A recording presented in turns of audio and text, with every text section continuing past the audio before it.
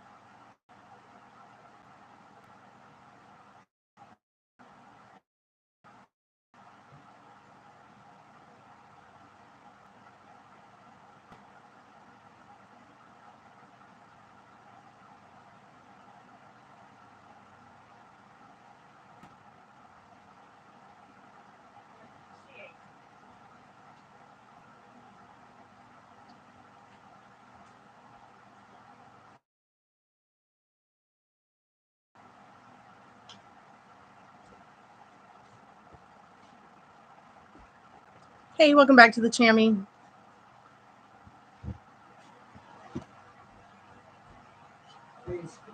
Baby. What? You chewing? Yes. Okay.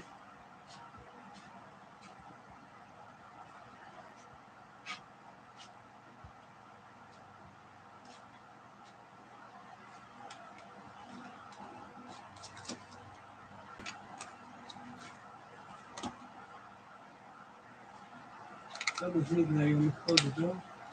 It's terribly hot. Do not close the door. Someone tries to come through it, they're just going to get shot. Okay.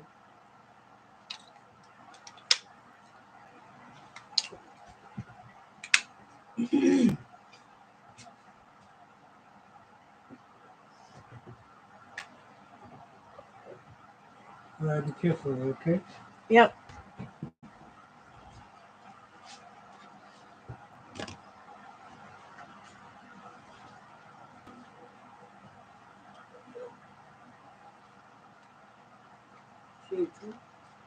What?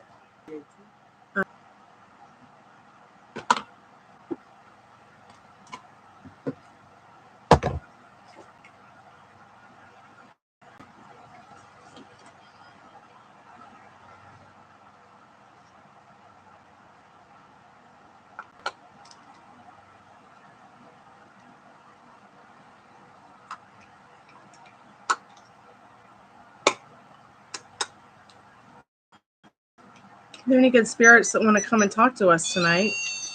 Please feel free to come by and touch the REMpod.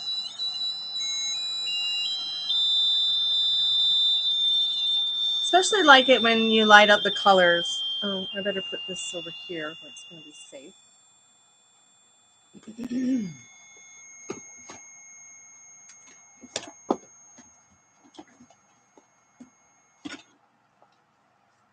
Hey Liz, welcome back to the Chammy.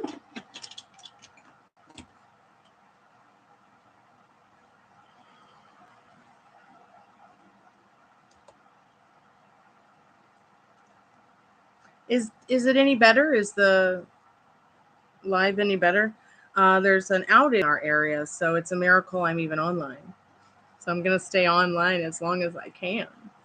Yeah, I'm gonna be doing some cleaning too. My desk looks like a tornado hit it. A sexy tornado.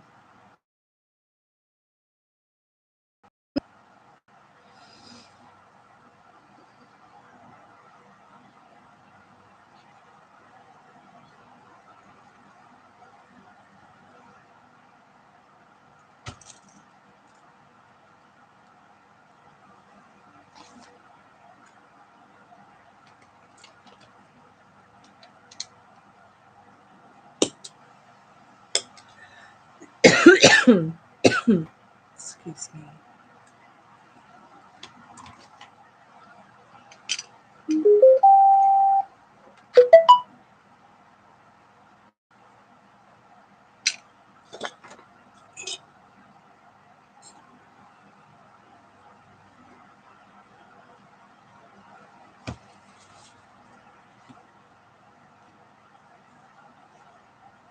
Still breaking up? Okay.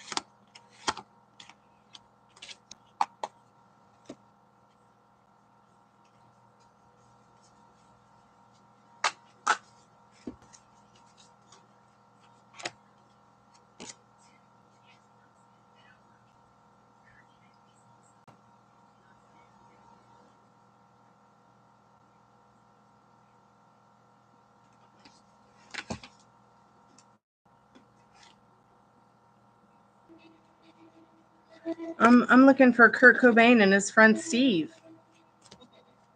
You there? It's Chloe, Moon Dancer.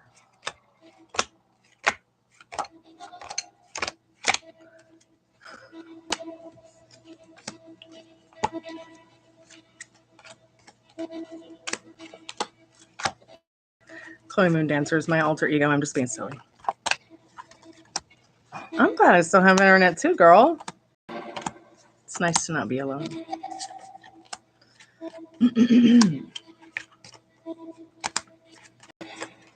Just going to be sitting here chatting with y'all, anybody who might come by, and organizing my wardrobe.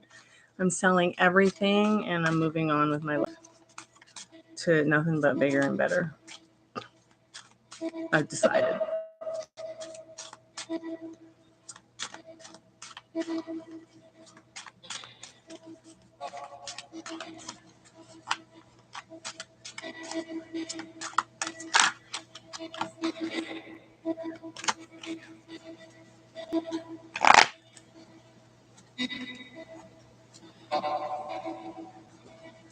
Spirit, are you there? We would love to know your name. It's Liz Love and Storm.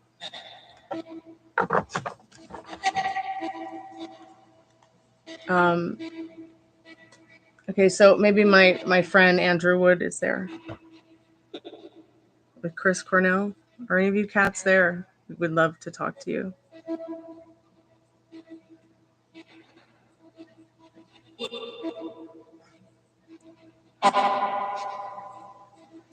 Matthew Perry, if you've got the night, touch the REMpod. It's hilarious.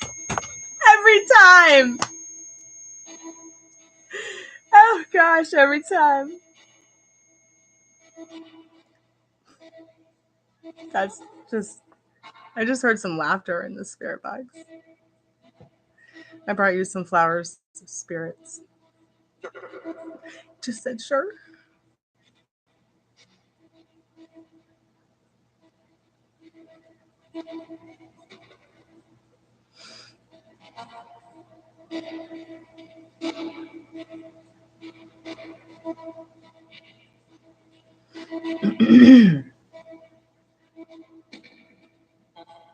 Hello. Hi. How many spirits are there with us tonight?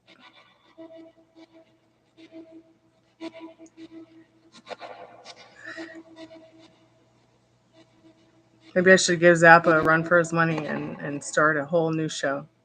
Call it Haunted Rock Tales.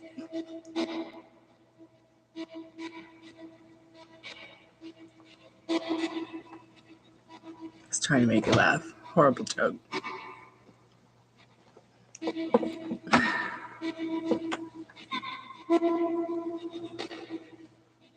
Spirit, what's your name? Inquiring minds want to know. Happy. Are you happy? Are you a happy spirit?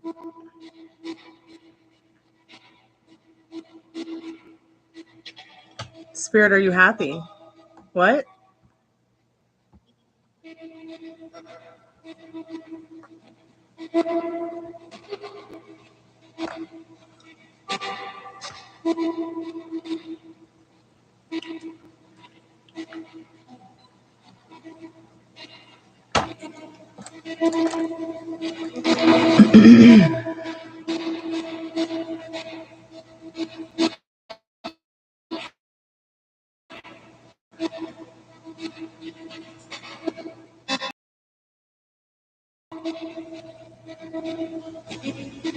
Happy? Yes. Are you happy, spirit? Yeah? I'm so glad that you're happy, spirit. That's good news. Do you want me to play some music for you, spirit?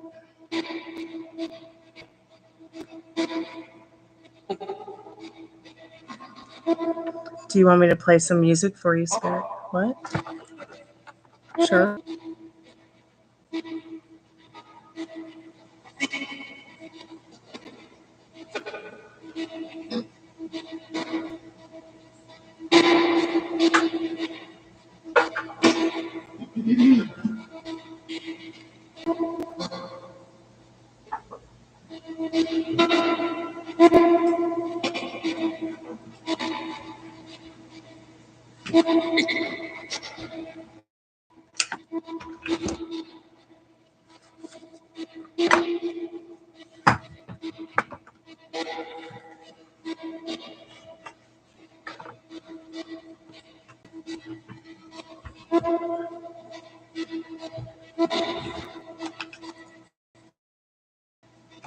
Okay, can you tell us where maybe you're from? You're from here? From Earth?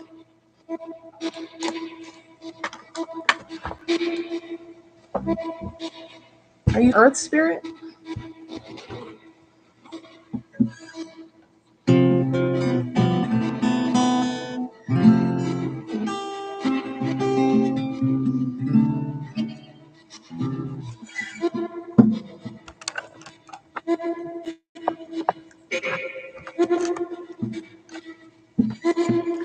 Hey, Texas Taurus, how are you?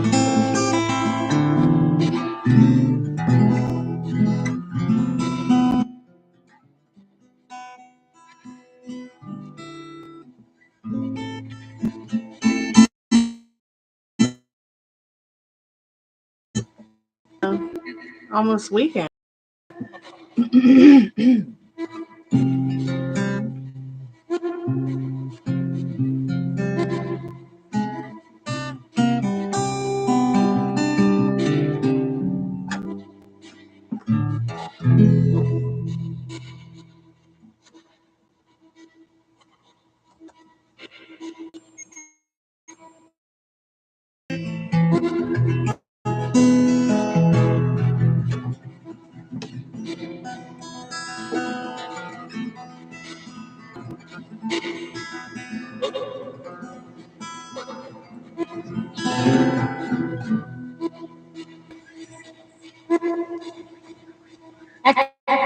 Hi. How's the connection for you on the live, Texas Toast?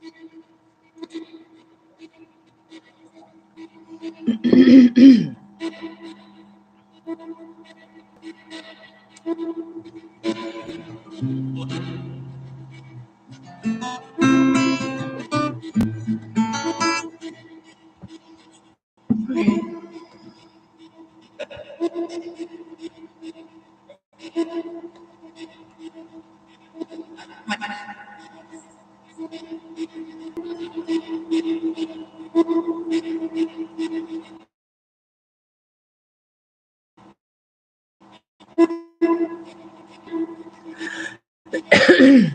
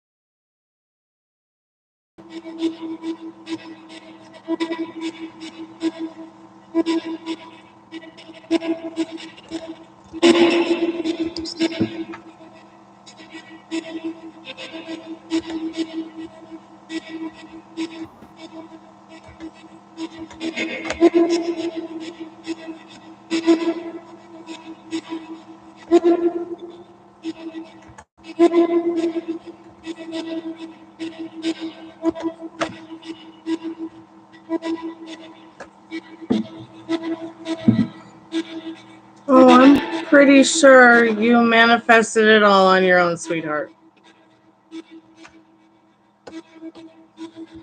You just mean that nothing that you wanted to manifest happened. But yes, tomorrow's another day. And I guess I need to do something. I guess I need to do something tomorrow based around that. How your thoughts create. Give everybody a little pep talk, a little brush up on your thoughts and feelings. Okay, we already got the toast.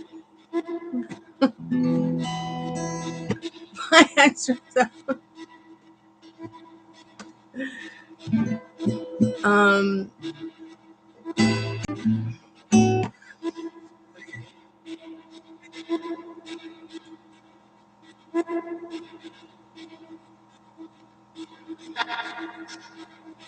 Yeah, and be thinking about how does it feel like that.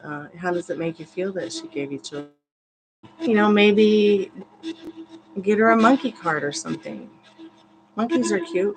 People can't resist how cute monkeys are.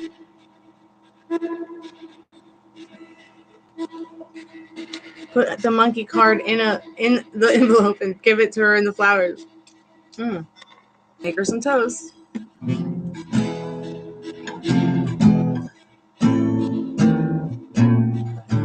Do you know what she wants the most? Probably just your attention. But all that stuff will work.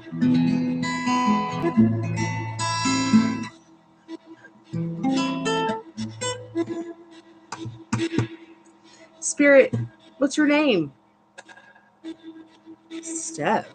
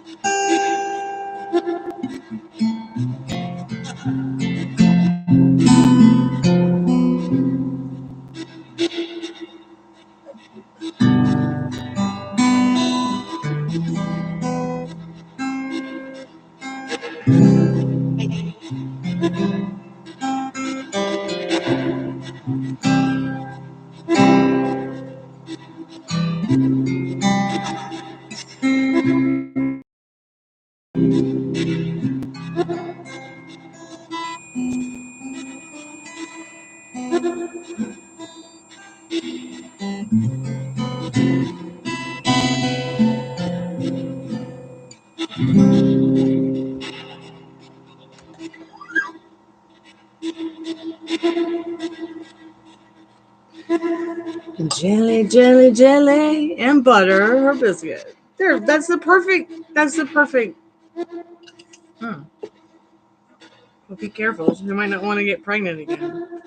She might not want to become a mother again on Mother's Day.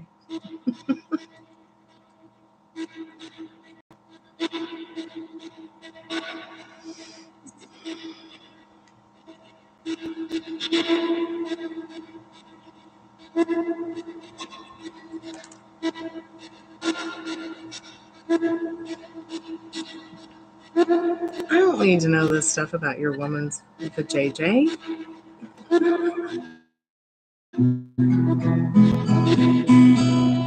We'll just pretend.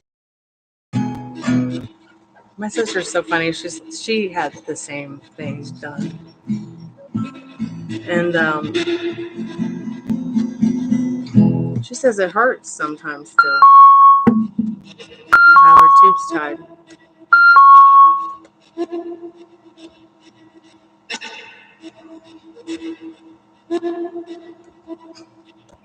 Oh, you should put that in the card.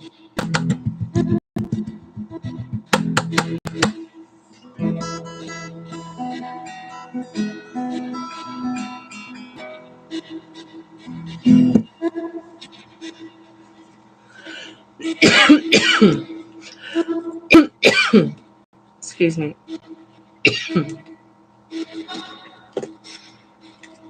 Yes, Spirit, a cough. Oh.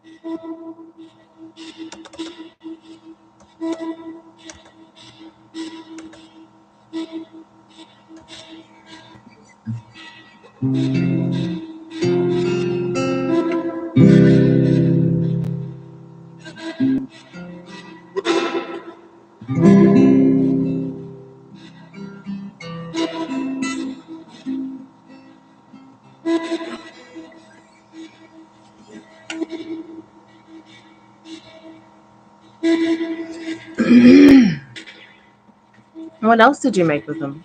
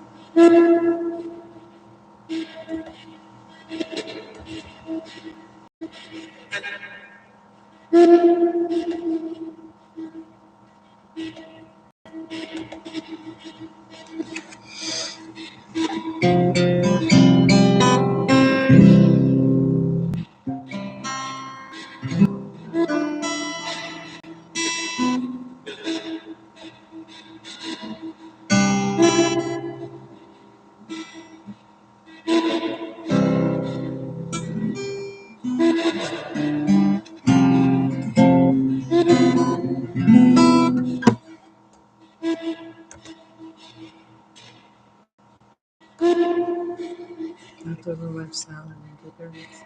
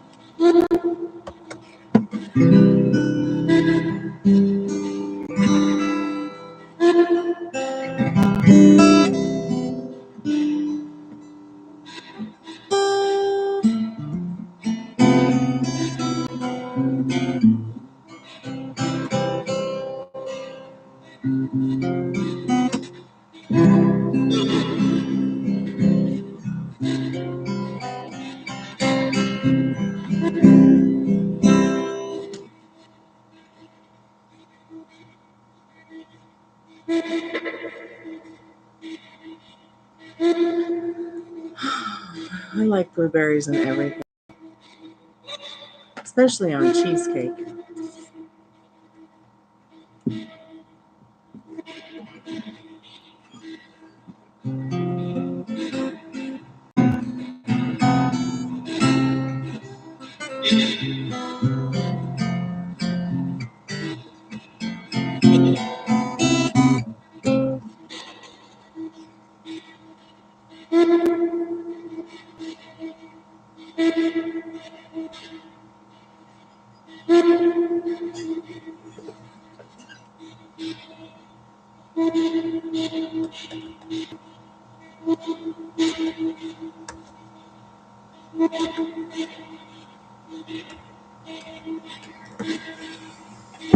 Well, I guess he's not there anymore.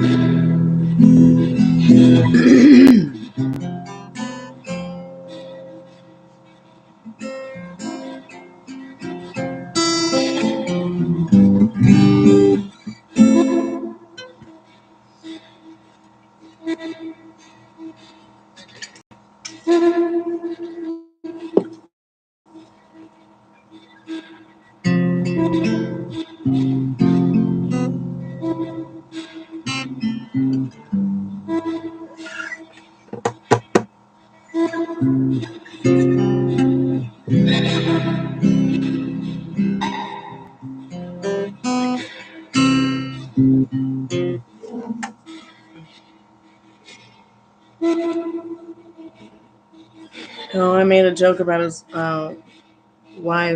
wife's tubes being tied, and then he vanished. Maybe he got embarrassed.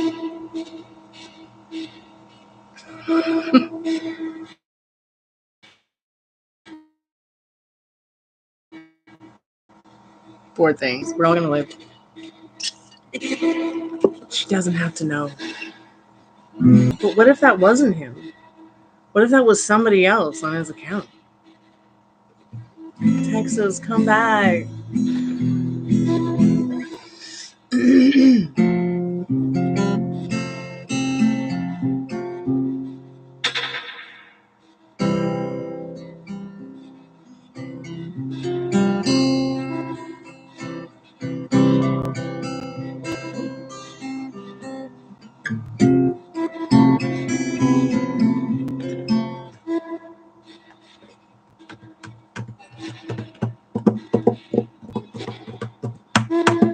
Or it was just my live has not been very good, I guess, tonight. Even though he said it was. He said it was. I don't know why it's weird. Help you. That's what we're here for, Spirit, to help. How can we help you?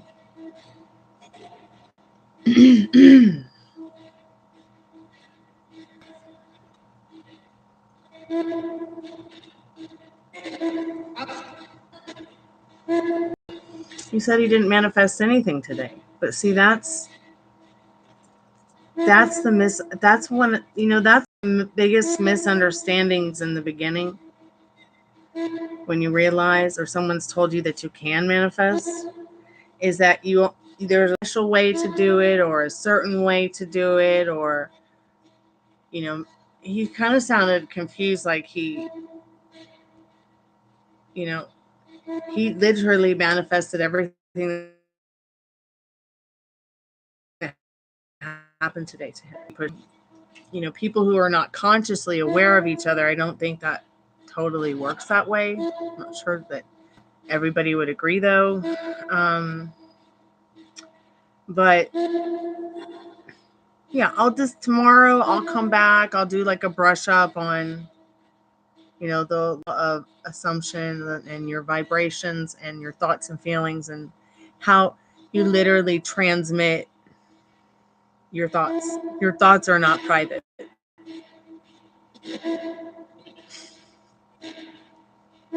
Oh, there you are. So what I was trying to say to you earlier is that you literally manifested everything. Okay, so she's mad at you. But now that you're back, take accountability for the shit story that happened today. And tomorrow is another day. And you're going to wake up not mad at each other. Although I wish you guys could just not go to bed mad at each other. That would be great.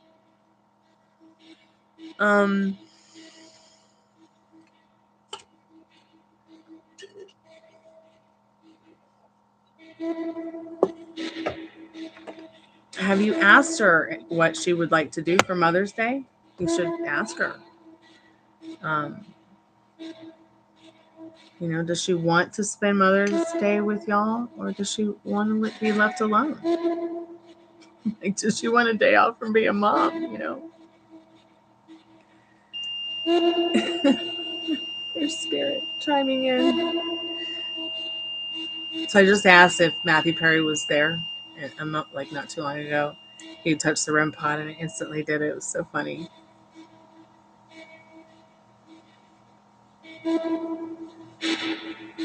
Oh, wait, she's stressed out about taking kids to school? I mean, unthinkable, really?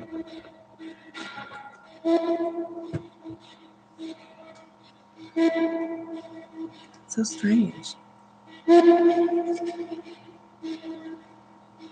So is there a reason they don't take the bus?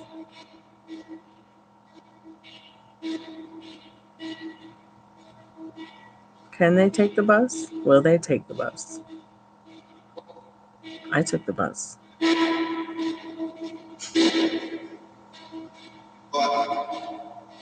Okay, so she just wants to relax, okay.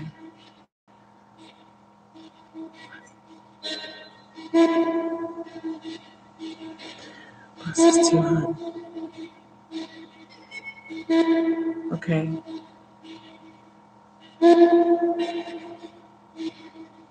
Lights and drugs. I love it. It sounds like a rock concert. Just kidding. I'm just trying to make you laugh.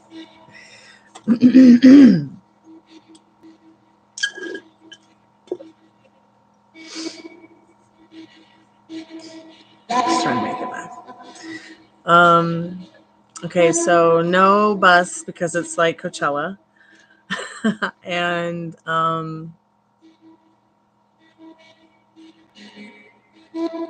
well, yeah. I mean, is that all she does? Is have to take the kids? Do I have channeled love message decks? All I have is the liminal space deck for that, dear. But yeah, it's something like that.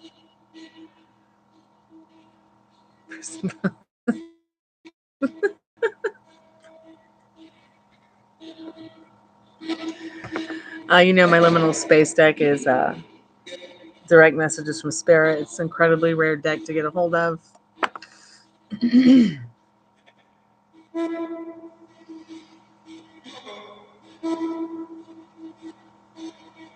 Well, thank goodness school's almost over.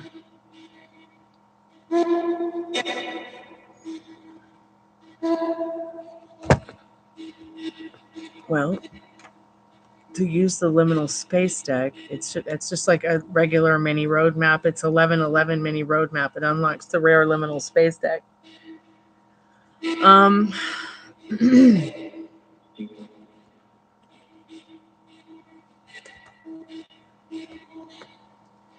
If you wanted to do something cheaper, we could do just the Golden Girls one and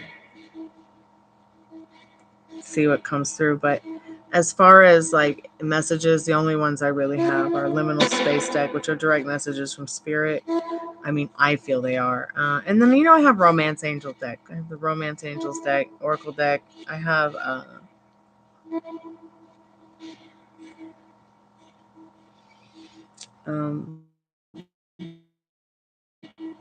several decks. I haven't gotten any deck in a long time though. Been making decks. Been making some decks.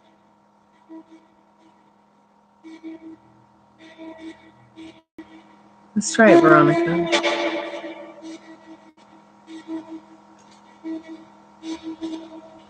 Okay, it's only 11. And I guess I picked that number for the mini roadmap because a lot of people are trying to find out. You know, it's kind of like a little mini love reading. I guess I should just put mini love reading. But I never know what anybody's subject's going to be about, so I just put the roadmap because, you know, it could be somebody's roadmap with their career or their, you know, something that's not their love life.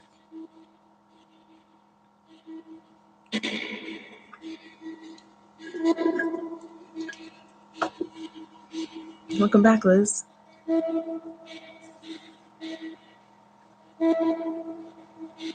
Is the live any better?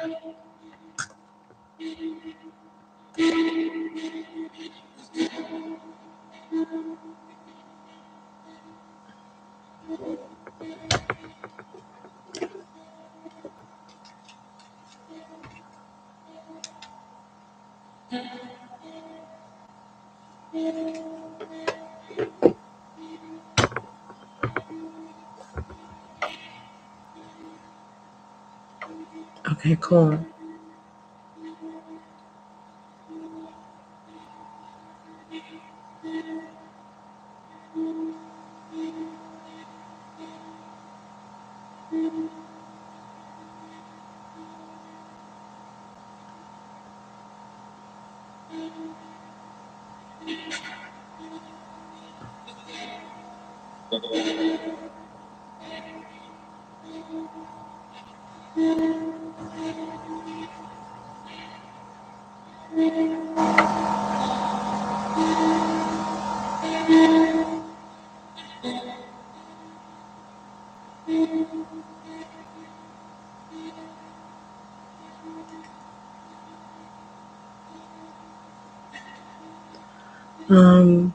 There's one on Etsy that I like that I haven't picked up yet. I think it's about $10. I do need to make a wish list or something that has some cards on it that I'd love.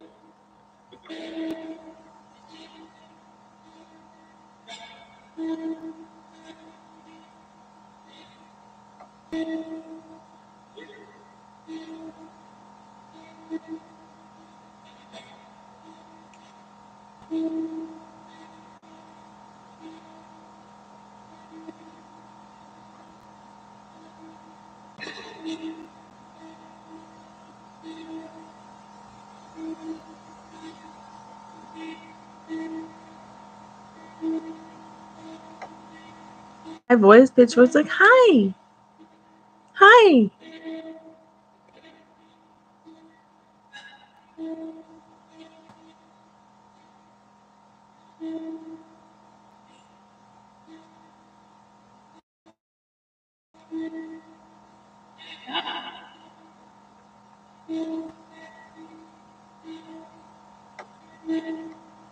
Okay, Veronica, let's get into some channeled messages, some channeled love messages for you from the Liminal Space deck. If I feel I need to use any other decks, I will. Probably would use like the Magical Tarot and the Romance, but we'll see what we find in the Liminal Space deck.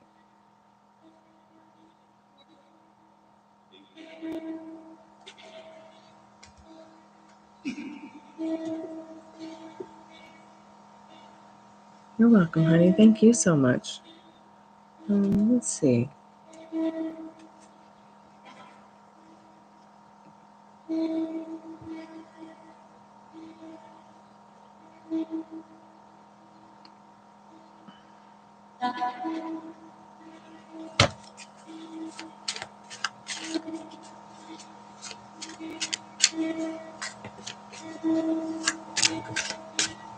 One second.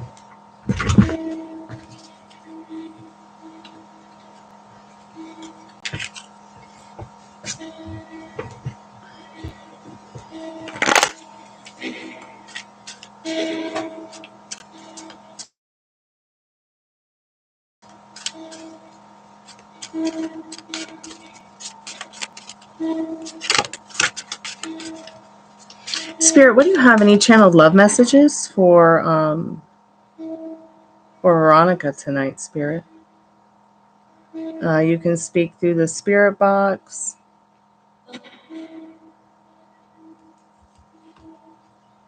You can also speak by touching the REMpod, or you can speak through the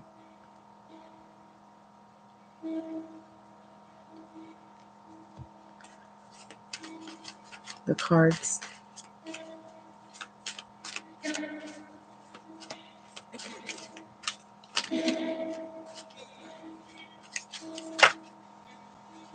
Infinity mirrors down in the river. Knowing what these cards are like, it's just real basic. So I feel like Infinity Mirror is telling you already immediately that you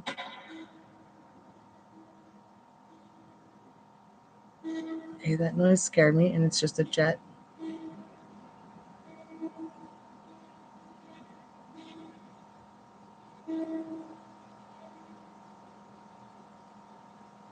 Okay, yeah, it's just a jet.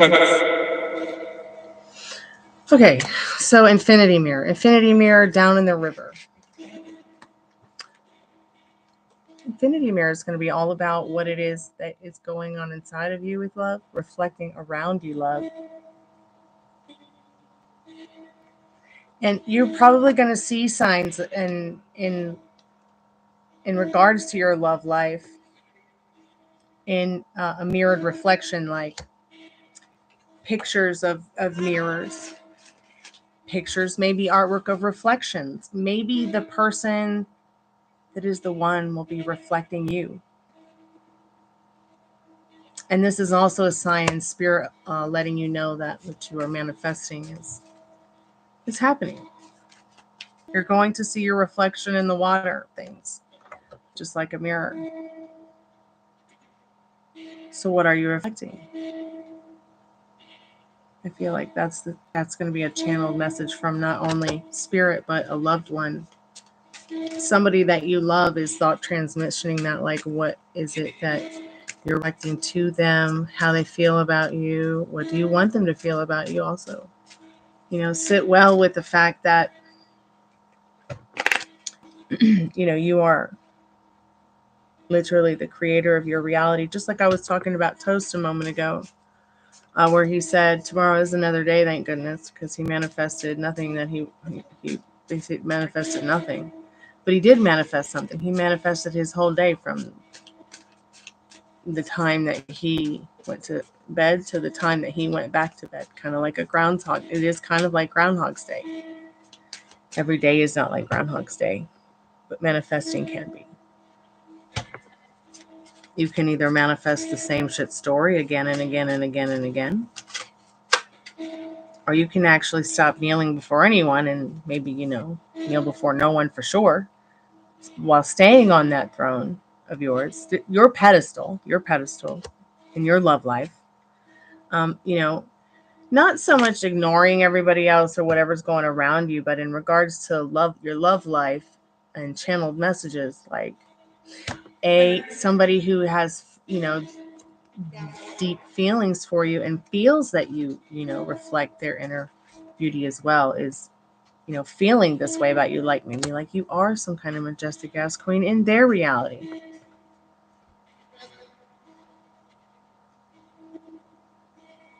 Can I help you? Are you okay? Yeah, I think the guy from Dr. Maestro, I'm going to use it. I'm going to put it in my box if you want to use it. Okay. Put on out of the other one. Okay, yeah. Okay. All right. Thanks for letting me know about it. Yeah. Because I'll be wanting to brush my teeth before bed. Yeah, it's never been open. So you got the seal on it. Okay. Sorry about the interruption. I lost my train of thought. Sorry. I don't know why he's been doing that to me all night, all day. Like he knows I'm working, but he wants to come and talk to me toothpaste or faucet.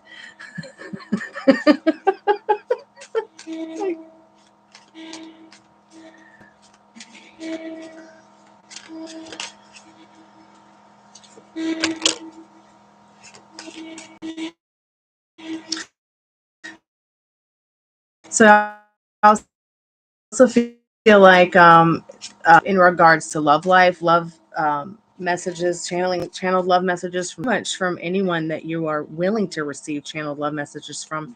I feel like No Kings But Us is saying a lot about the card right before it, the kneel before no one card. Like, it's a give and take kind of thing. Nobody else but us. Like it's all for one for all kind of thing. Like, stay on your pedestal, but know that there isn't going to be some other queen in their life. They know you don't want some other king in your life unless it's your maybe holy creator or, a spiritual guru that you look up to or something like that. And I'm not talking about idols, but see, there's a lot of reflection going on in regards to creating the same kind of relationship that obviously the person that is channeling this message, or there's got to be somebody out there, I feel, that wants something that's a little bit more traditional, a little bit more creating and harvesting, a family unit where it's not just always just no one else but you, but it's like everybody together creating anniversaries, birthday parties, celebrating life together, creating those nostalgic moments, and not putting idols before, what really is important to you, which is your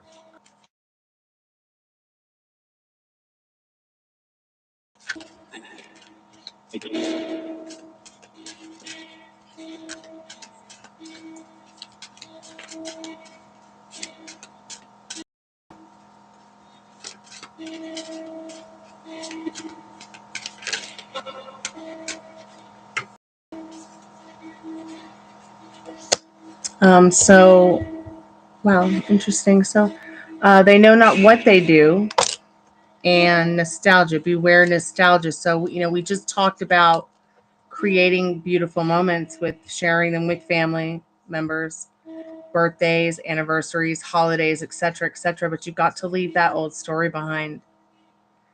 Beware of the kind of nostalgia that doesn't feel well, that's toxic, that feels toxic, giving no attention to it.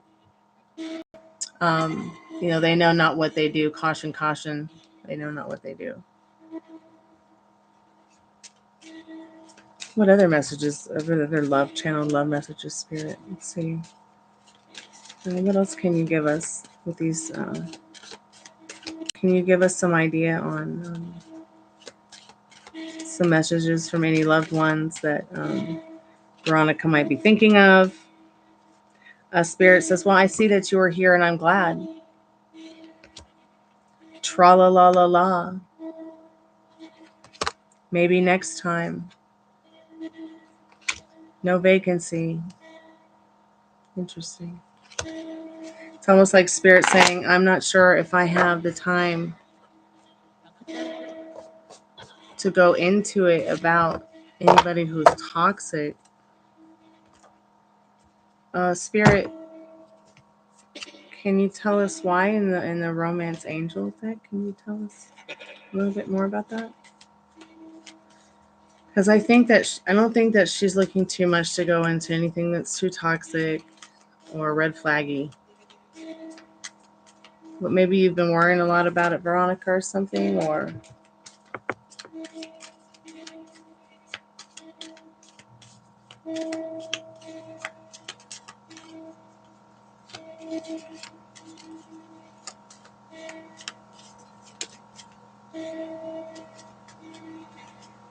staying optimistic.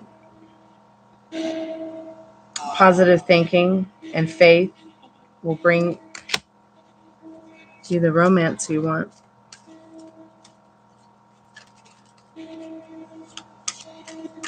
Yeah, I think everybody wants attention, but it's, what is it that, what is it that they're seeking it for? Is it to climb the ladder to the top, no matter who they hurt, or is it to climb the ladder while helping others climb the ladder to better themselves? Is it is it somebody who wants that happy, harmonious connection with you?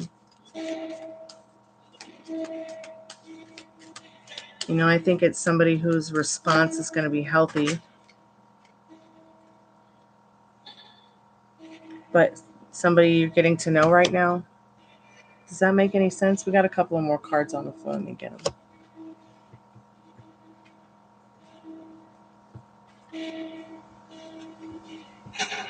them. You deserve love. You are lovable. Make the effort. Great love is worth taking the steps you're guided to take. Let your friends help you.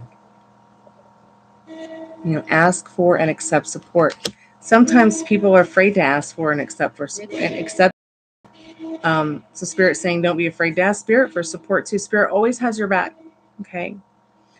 Spirit once again saying, keep an open mind. Your soulmate may expect a flirt.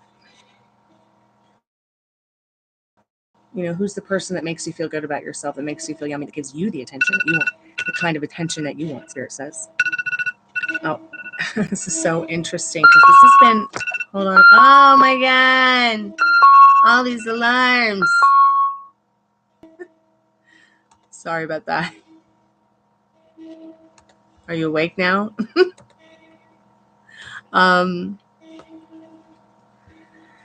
So it is safe for you to love, Spirit says. I need to get another drinky treat. In your heart to give and receive the highest energy of all, and please release your ex. I think you know what this means. Time has come for you to clear your energy. Spirit said run.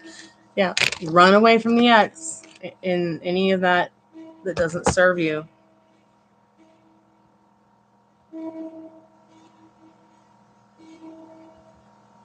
You don't have to be married to someone to be happy, but you also,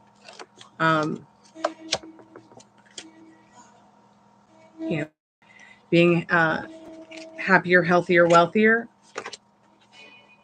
or just being happier, or falling in love with someone new. You know what you want?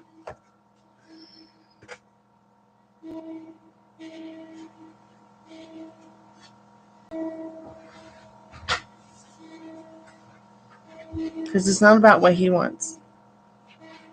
It's your reality. He's not writing it for you. You're writing it, honey. I'm going to keep reminding you guys. Just remind me too. Tomorrow I'm going to do a live where I talk about, how important thought transmission is, and to know that it really is a real thing, and why and how, and all the stuff about it. I mean, I'm pretty sure you could just Google it right now and find some stuff on it, but thought transmission. Here's an example. You're friends with somebody and maybe you're not feeling so good about them, and so they'll literally pick it up. I've said it before, like people are literally picking up what you're vibrating, even if they don't know where it's coming from. Your thoughts, your feelings.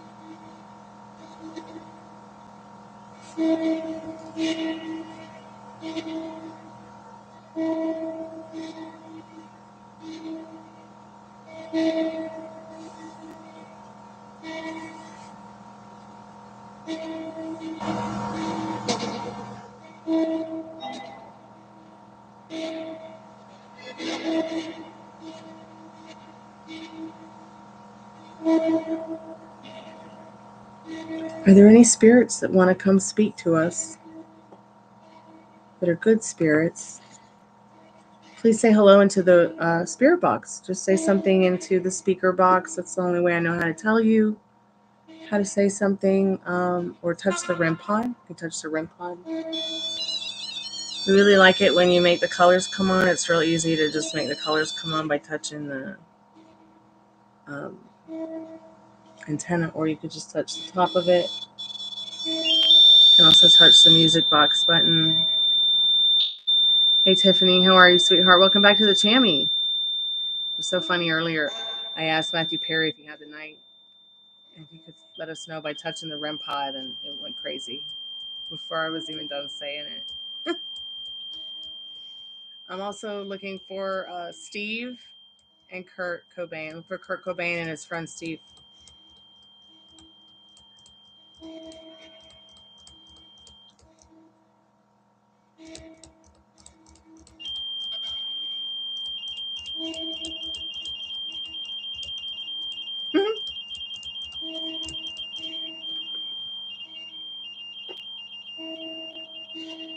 You really like that music box button, don't you?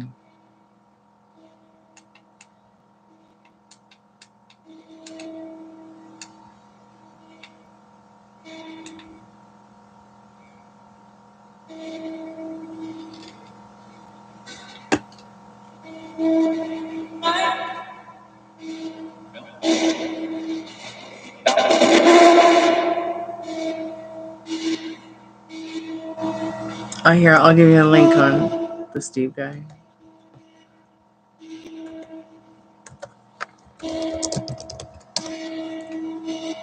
And why I'm asking about Kurt Cobain and Steve.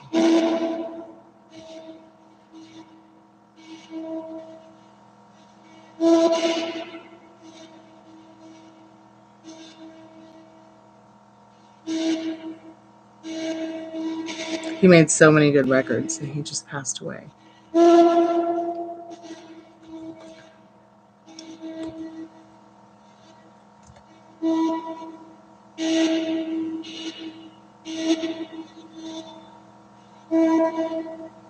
Oh, he had a heart attack. Wow. Holy cow, man. Hey, Metal Rain. How are you, sweetheart? I would love to hear your update.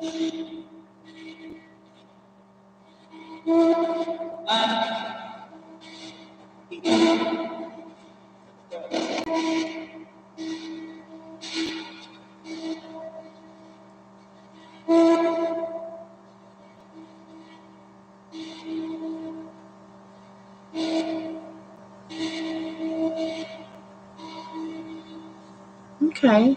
How did that go?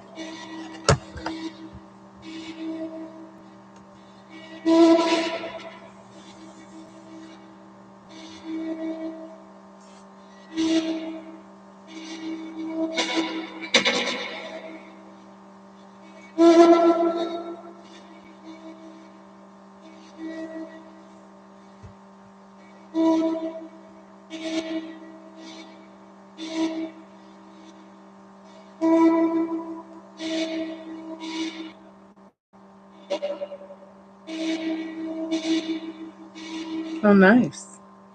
Okay, awesome.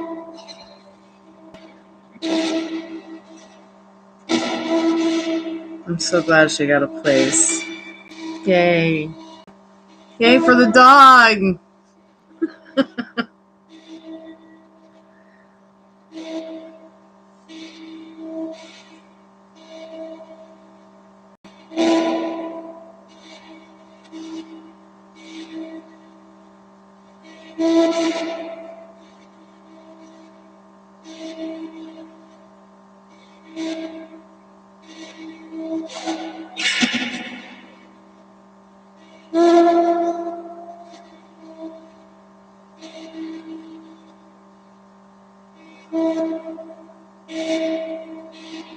Yeah, probably the best way to keep it. Totally.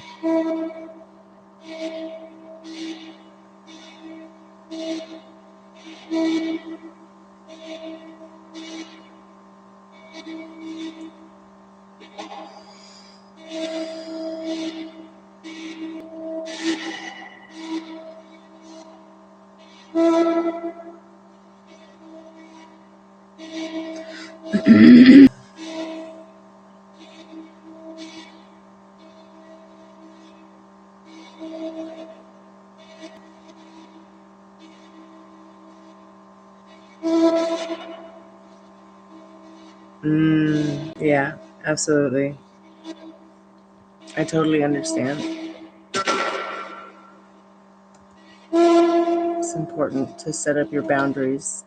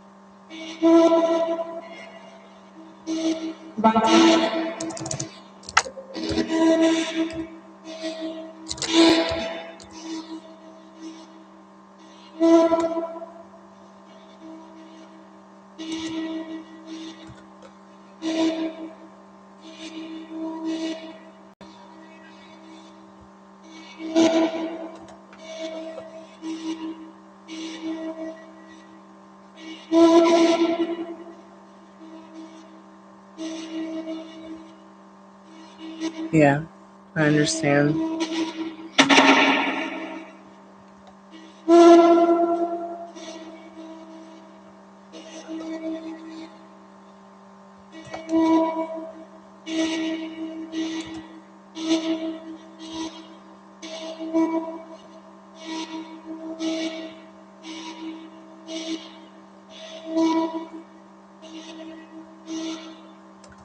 So Saturday is the anniversary of making my chamois.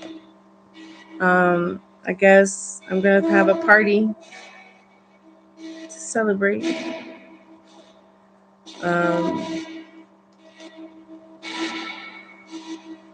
I guess my channel will be 15 years old on Saturday.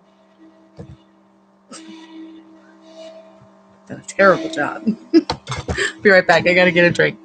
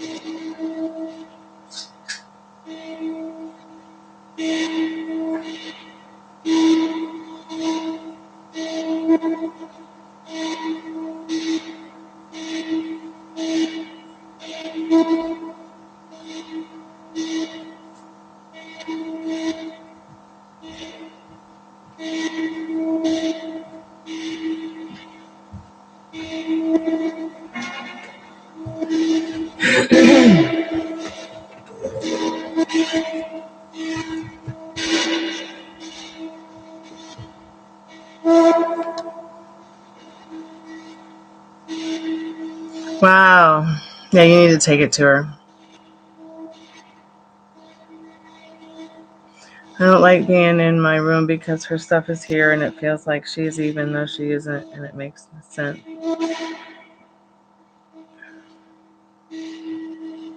Yeah, it makes sense.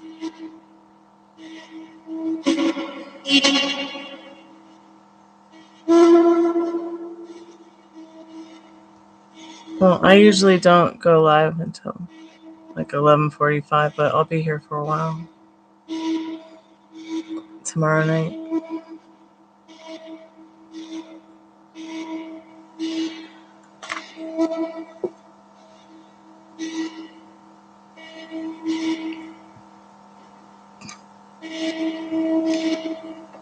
But remember, it's only $1 a minute, so I can do a reading anytime.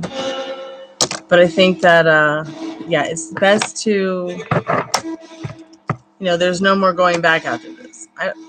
I often wonder if, like,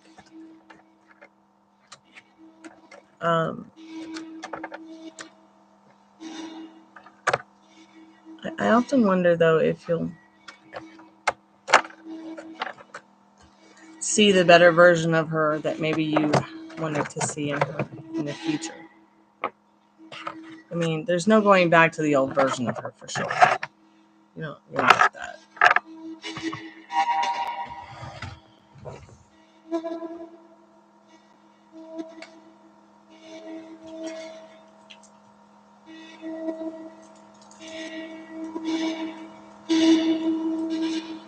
Okay.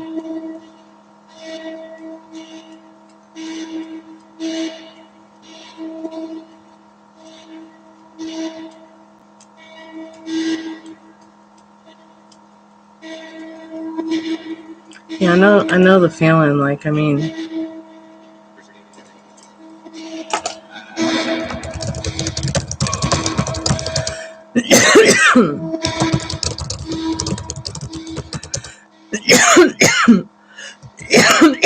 excuse me.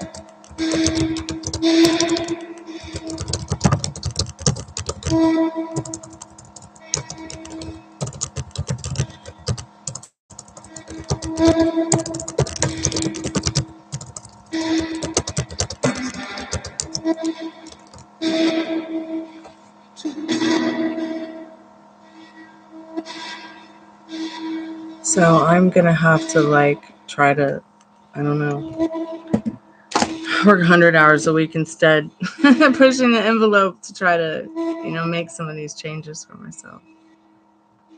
Because nobody else is gonna do it for me. No one's gonna do the work for me.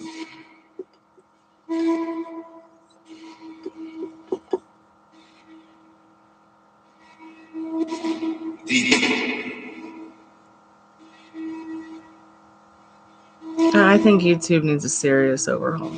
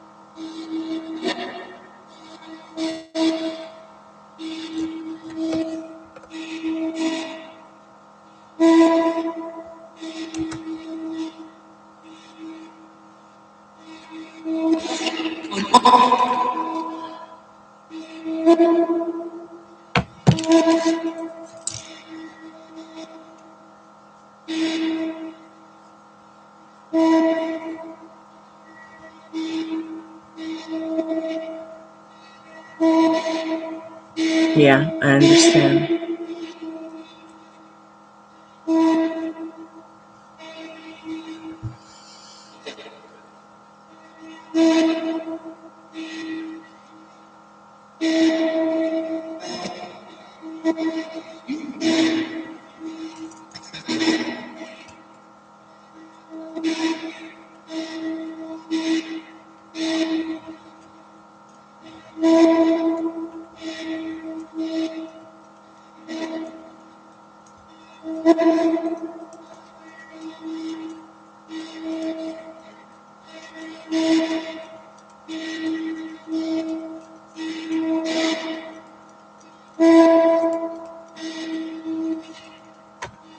Well, that was nice of her. How sweet.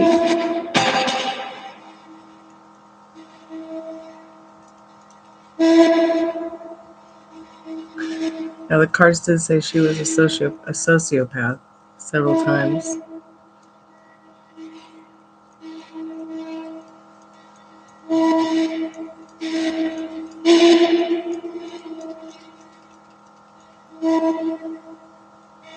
But it was very nice of you to do that for her. I'm not even that nice.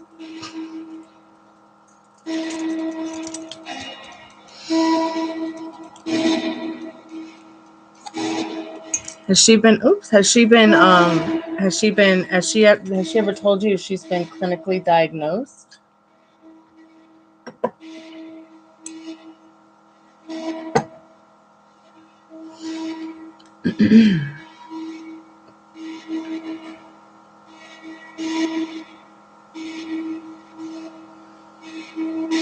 That's scary.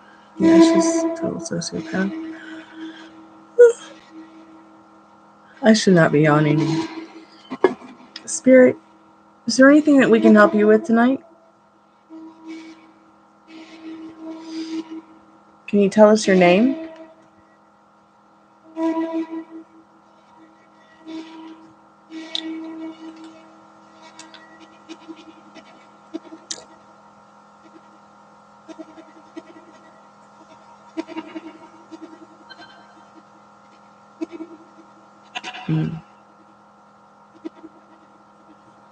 Well, so I think that it's not so much that she's bipolar, depressed, and takes meds as much as it is the meth. Okay. You can be a perfectly awesome, amazing person and have bipolar, take meds, get depressed sometimes without being a complete psychopath or psychotic. You're more like putting the hot in psychotic instead of psycho in psychotic. Okay. I think it's meth. It's going to be the meth because clinically, we already know what meth does to the brain. It causes brain damage, just like many of the other medications that you would take for neurodiversities that are synthetic that the FDA has approved. Long-term use of Adderall. Yikes. Can you reverse it? Yes, you can reverse it with cannabinoids. But at the same time, there's always going to be some kind of shift there because of the methamphetamines.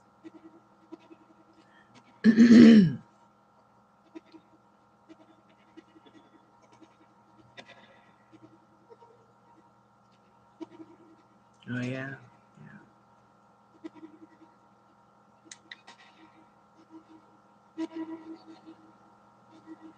Fairy, can you tell me your name?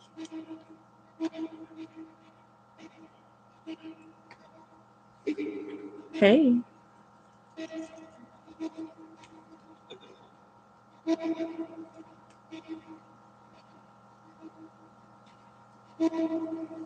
I bet.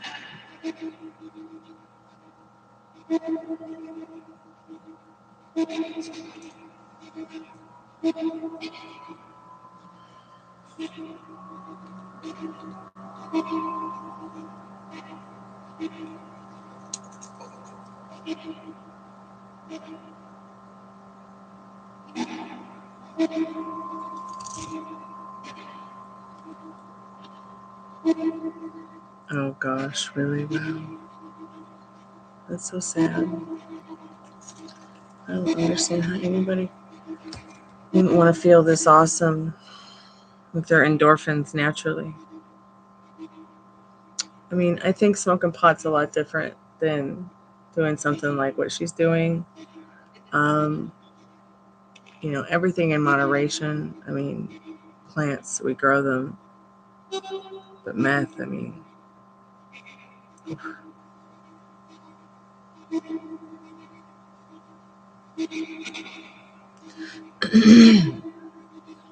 I mean, that's just probably made out of battery acid or something.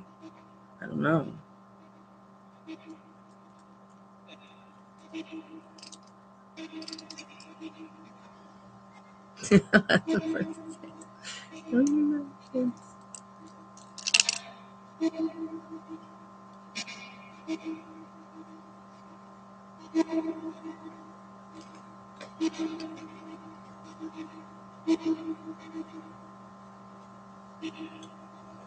I don't either. Wish I did.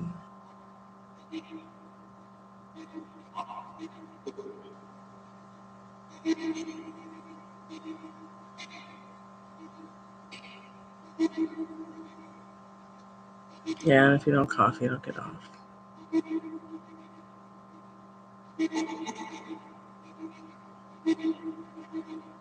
That's why I am switching. I'm going to switch from vaping the cannabinols in a resin form to actually using this kind of vaporizer where you put the you put the flower in the bud, you put the flower or the bud in it, and it warms it up. It's probably the most smoothest way I have ever used, or taken cannabinols. It's, for some reason, I don't get that whole terrible coughing effect.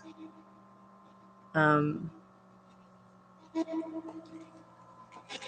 I really do feel like I am getting the full effect, because what happens when the thing that makes you cough when you are smoking pot or weed or marijuana or cannabis or sativa or whatever you want to call it is the cannabinols getting too hot. When the cannabinols get too hot, like, yeah, you can smoke a joint, you'll get high, but you're not really going to get the medicinal 100% property because you're overheating. It's getting too hot. It's getting too hot and it's defeating the purpose. So that's why I got the packs, because it will warm up the cannabinols to the right heat, just the right heat, so that it's not ruining the medicine because it got too hot.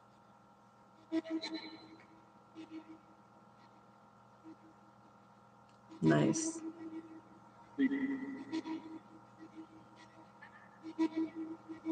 No, it's not.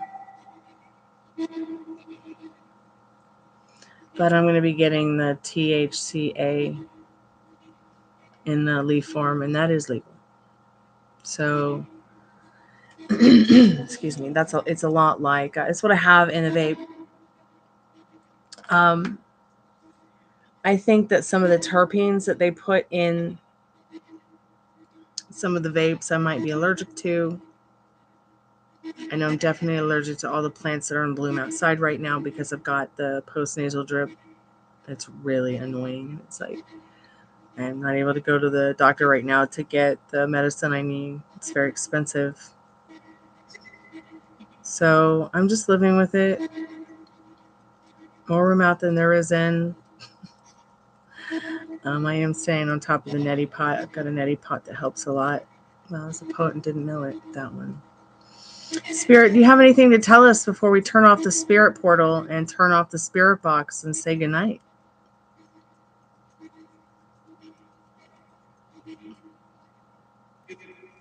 Nope.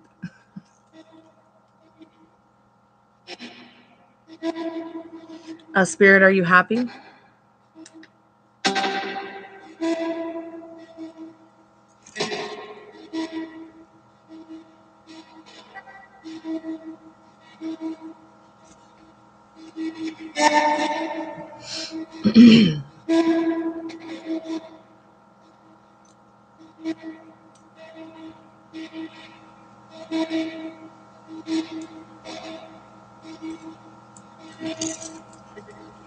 Spirit, are you happy? Are there any spirits there that want to talk to us? If not, no? Bye. Okay.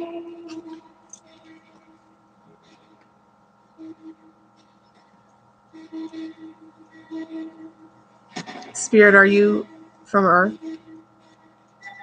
No? Where are you from, Spirit? Distance? Excuse me.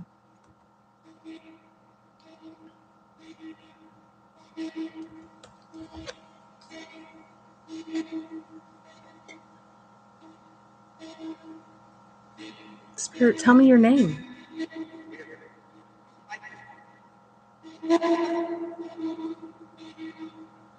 Yeah, I've been having technical difficulties all night. For some reason, the whole area's out of internet. It's a spectrum outage, except our house. I don't know what that's all about. So obviously, Spirit wants me to make some money tonight. So I'm staying online until it kicks me off. Because I need to get a filter for my air conditioning vent. Gotta get some food.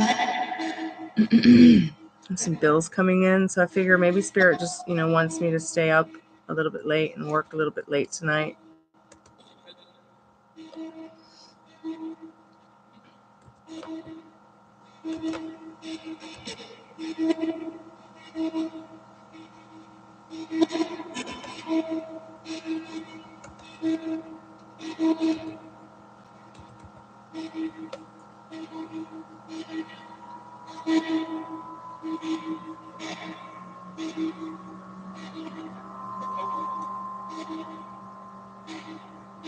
Spirit, how can we help you?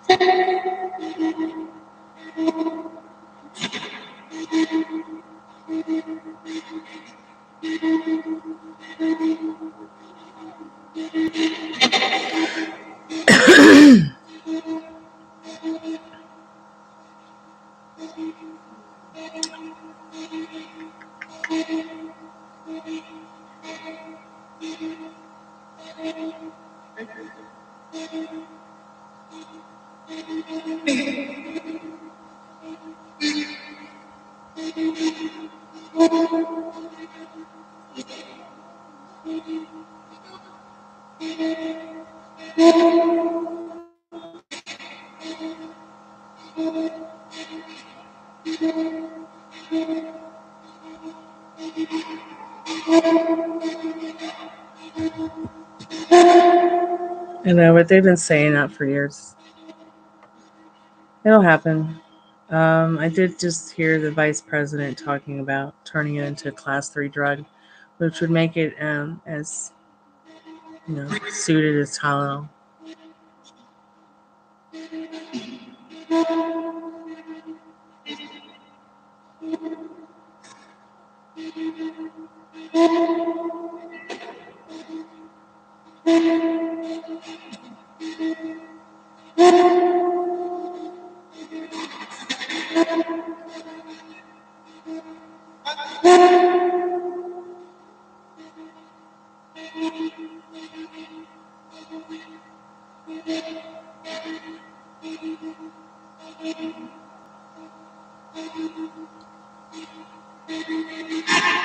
Mm-hmm.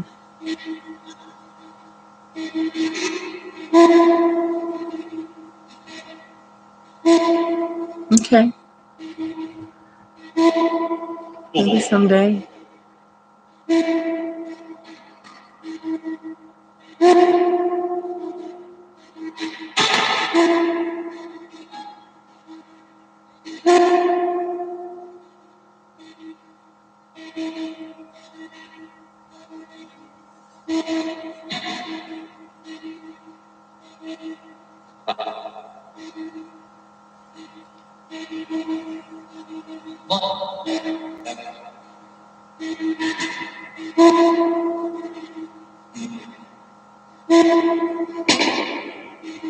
Yeah, they're not legal here yet. It's ridiculous.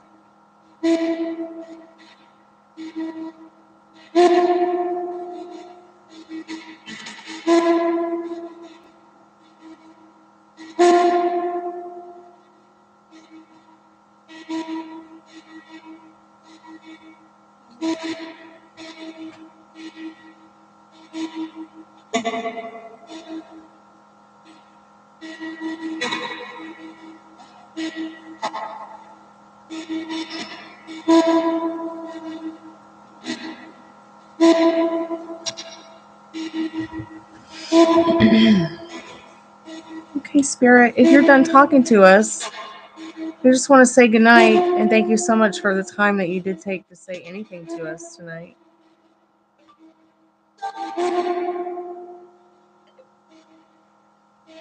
Nice.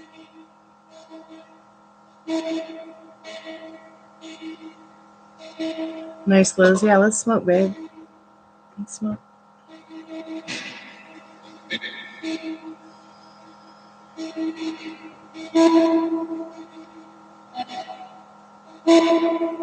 Oh, that's so funny, Rain. I love when that happens.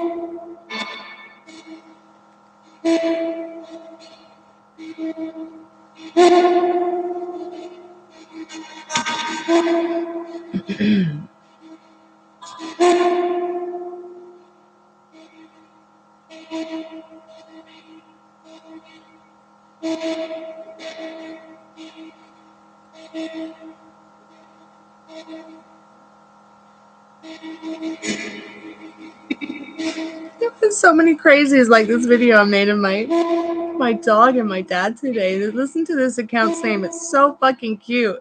I love pizza sauce. It's so cute. If you're out there, I love pizza sauce. I love your user default name on Instagram.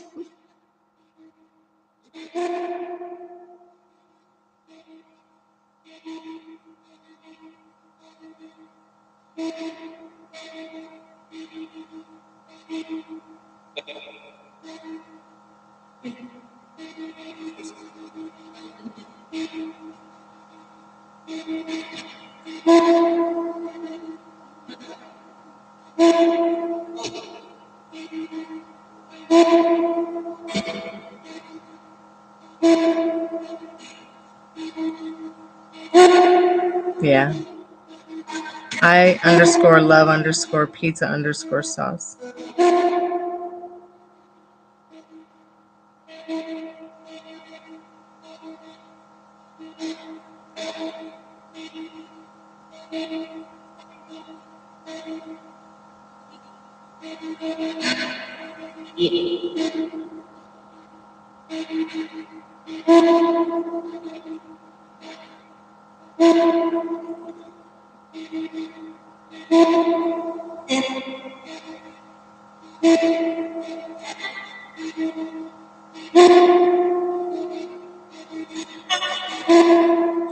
Wow.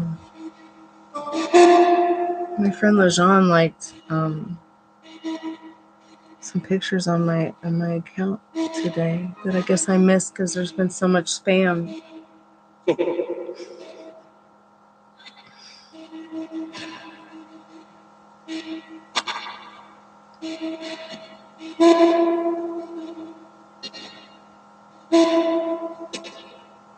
Yeah, I was looking at actually people who had just liked the video of baby Gypsy and Dad. Look at how she looks at you. It's so sweet. Look at how she looks at you. It's so sweet. The way my dad's dog looks at him is just so sweet. Like, that's truly his person. It's just so sweet. She's his little shadow. The best thing I ever did for my dad was not only grow up, but get him a dog. I got like 1,500 views on that video today and almost 100 likes. I don't think I've ever done anything like that before on Instagram before. I think I did once do a 15,000. I did 15,000 views on one of my like WrestleMania stories, but that was it. It wasn't like anything like cute like my dog. It was just like me roasting Logan Paul, really. Hey, Tiffany. Welcome back, sweetheart.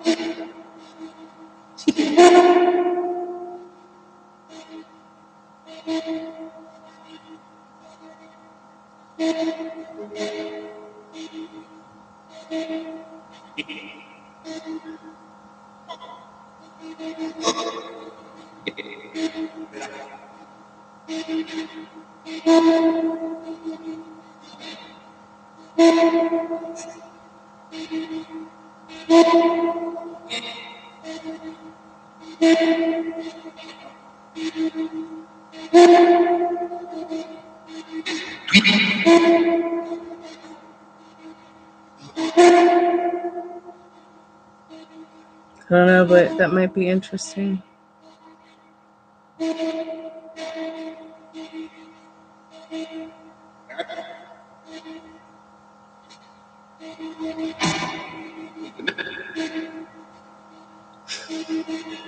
Where do people get these memes? When two people kiss, they create a long tube from butthole to butthole. Well, good thing I ain't kissing no one. I just may never, ever, ever kiss anybody ever again. After seeing that.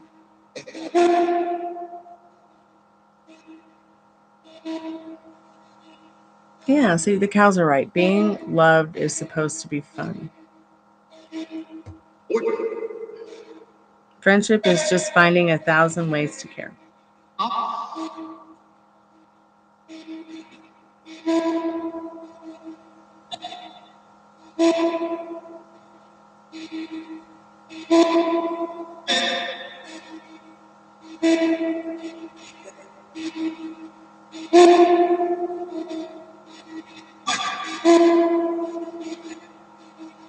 It's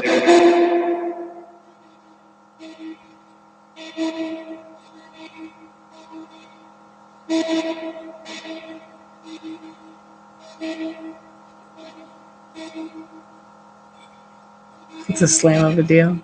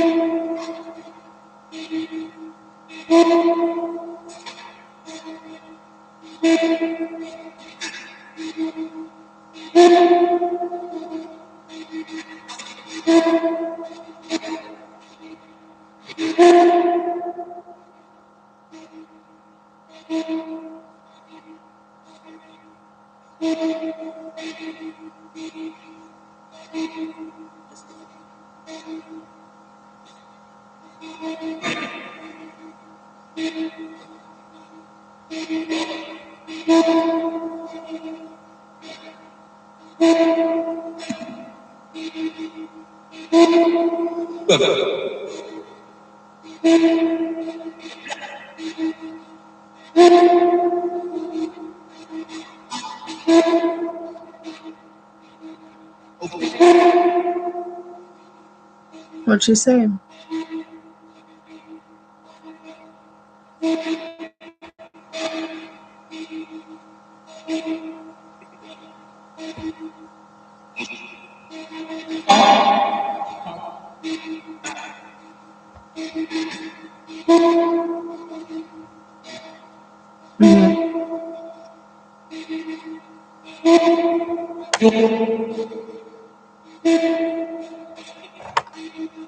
Interesting. Does that mean that she doesn't have a car? Like, what does that mean? She doesn't have a car. Does that mean that, like, she lost one that she had? Did she have one?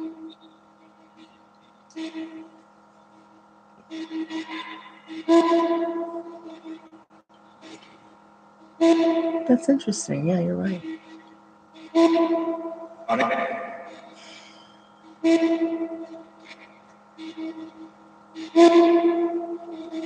That they kicked her out of the band because she doesn't have transportation and can't get herself to rehearsal on time or to the gig on time. It's probably too much for them. It's probably too much. See, you either pick one or the other. You know, are you doing this seriously or are you partying? Or are you just doing it to party, to be cool, to look cool? Do you really love music or do you just really, love the drugs and the party? I mean, you can love the drugs and the party, but, at the end of the day,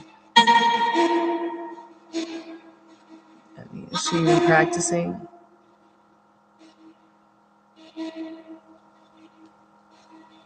Oh, it's her band.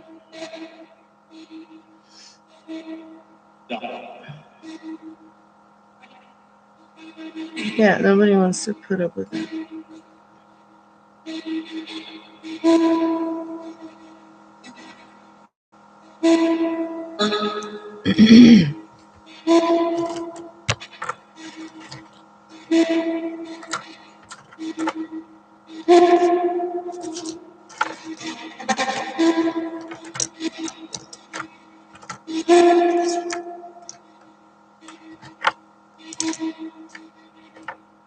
No, she doesn't have any gigs because nobody's interested.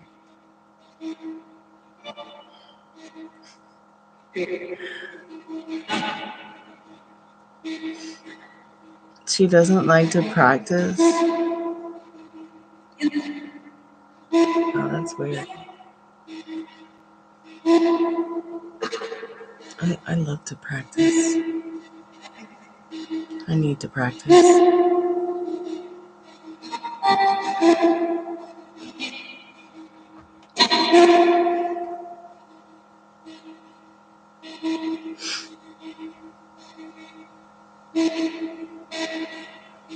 Yeah, they might live pretty far away from each other.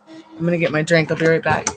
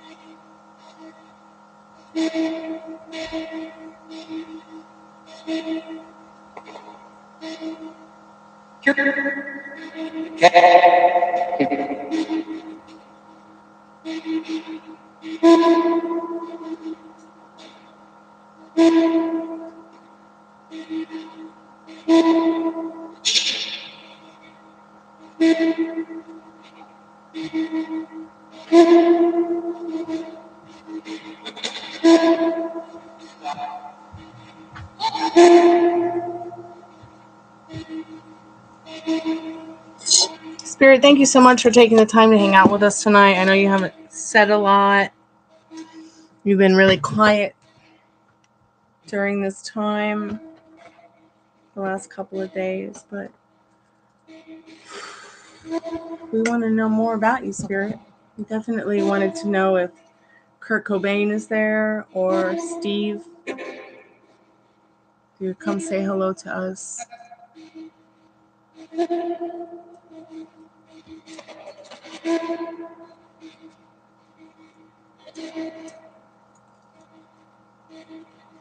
My drummer plays for other musicians too.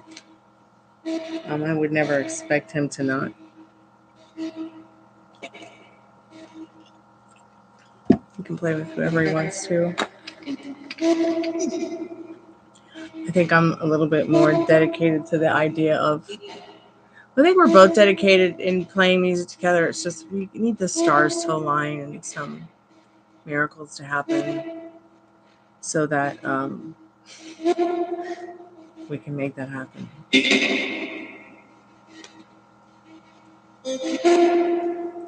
He made records with Nirvana. He made a lot of records with PJ Harvey, Nirvana. The whole grunge scene was like something that it's like the epitome of the producer and making some really fine records that I put a link in the chat earlier, but I'll go ahead and maybe the link is still pastable. Yeah, check this out. I can't believe he's so young. 61 and died of a heart attack. What happened?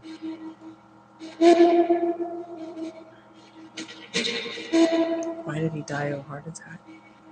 Did he have heart disease? Did he know? Did he go ghost hunting and saw something he didn't like?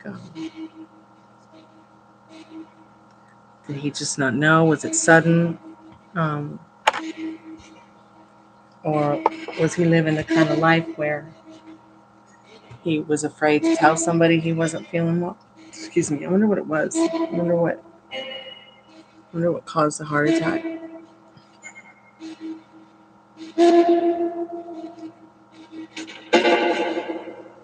I don't know, but I like Toto.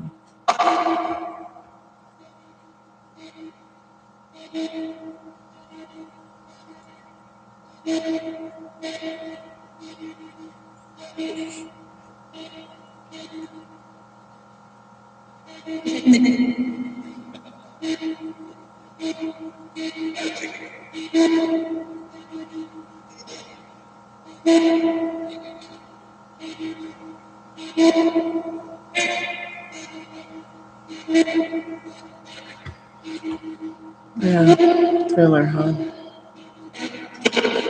Amazing.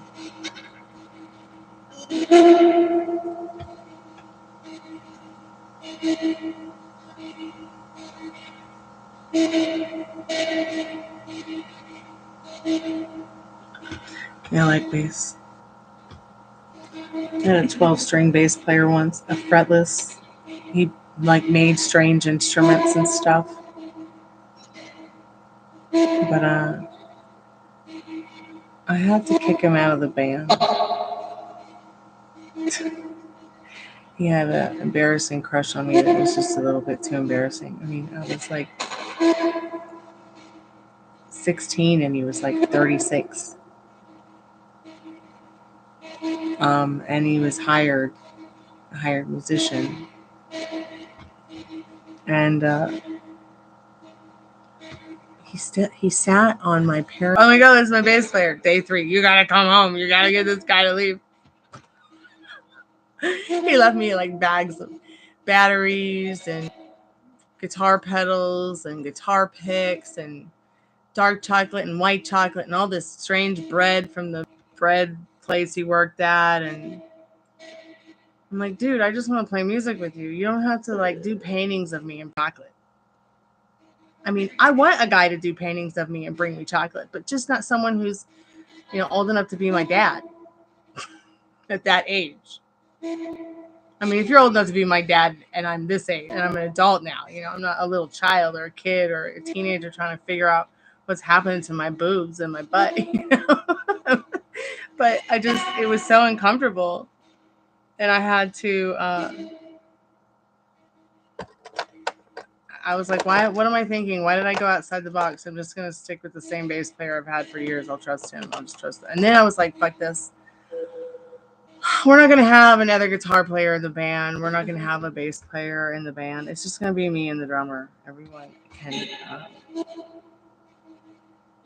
quit trying to. Well, I'm just going to only keep the guy that doesn't bother me about dating him. Or, the guy who just is like, just wants to jam and play music,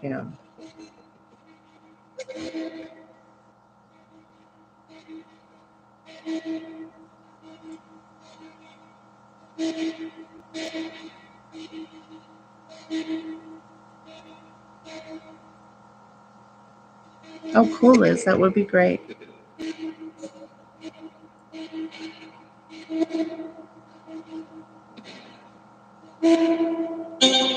Sounds interesting, Metal Rain. No. Well, I'm a bass player, so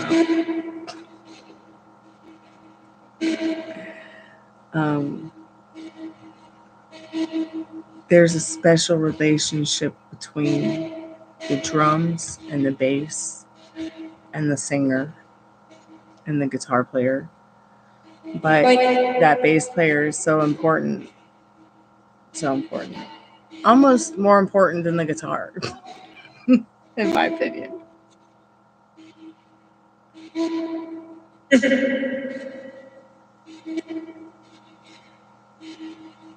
Yeah, my band has nothing to do with money and everything to do with fucking rocking out and feeling good about it. Right, puppy Rainy Bunny? I've never expected anybody to pay me for anything for music, so I don't see why they would start doing it, but maybe they will someday. Yes, Spirit. You're a freak of nature too.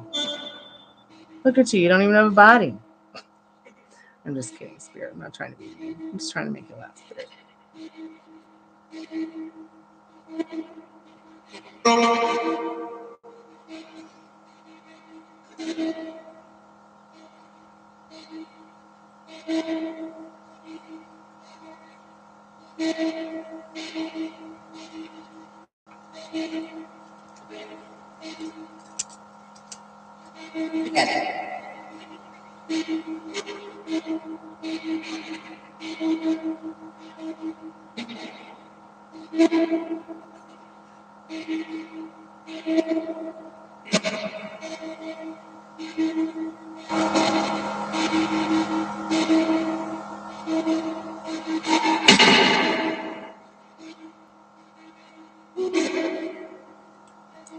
Did the spirit box just say boobies?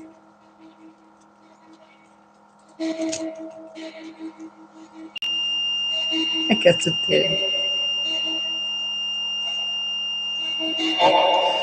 So I'm sad to say that the new robe I bought, which is not really new, but I did buy it. I guess it's slightly like maybe it was just salvaged new. I don't know, but I've been looking for this robe for almost more than a decade. Maybe like 12 years. A couple more years, it'll be almost 2 decades. I don't know. But I did find it finally. I found it at a vintage store on eBay. I love it. It's great. It's my size, but I guess it doesn't fit my lovely lady humps. So there's not much I can do in changing that. So I'm not sure what the next step is to do other than just resell it.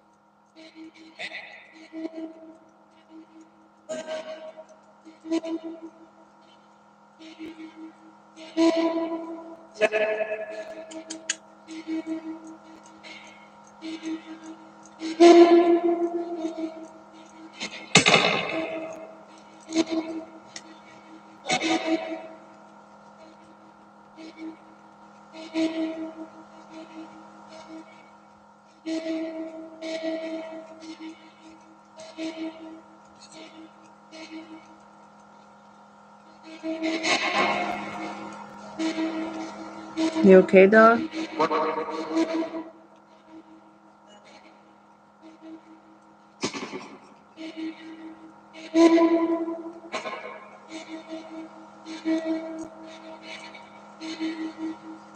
Banana? Mm-hmm. Come here.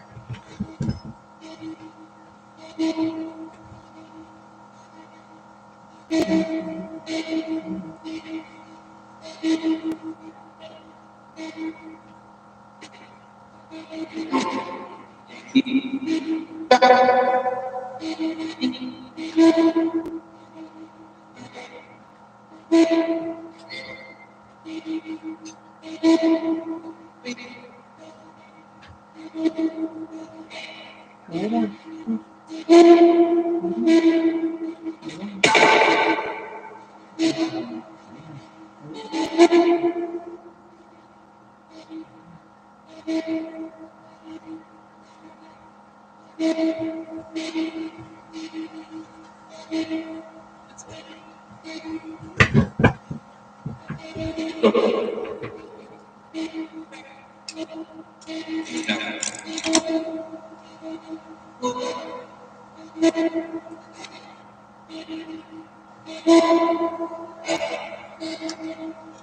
Oh my god, that's funny. Oh, sorry about that.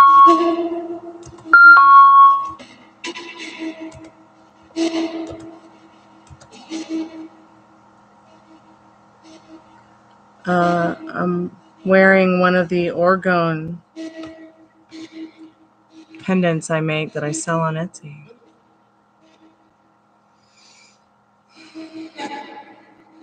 How are you, Say? Nice to see you, dear. You did sound like 7-Eleven when you walk in. So I said no swimming because it's where the waist goes, but then it was funny because you saw ducks swimming in it. Yeah, it's like I got dumped in a park once. One of my boyfriends took me to a park to dump me. While kids are swinging on swings, and it was horrible.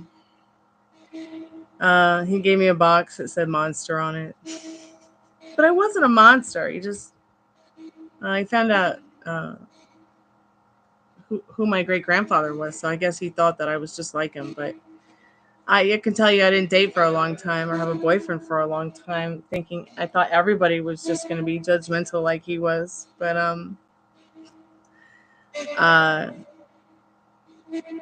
point is years later, my mom and I went back to the park. It's probably about 10 years after he dumped me. And there was this sign there that said, no dumping. But what's so funny about it is that, that's where he dumped me, exactly where they put the sign. And there were several no dumping signs in the park, which means, don't dump your trash there in the like on the ground and stuff. But I'm doing great, Say, because I'm not in that relationship anymore with that moron.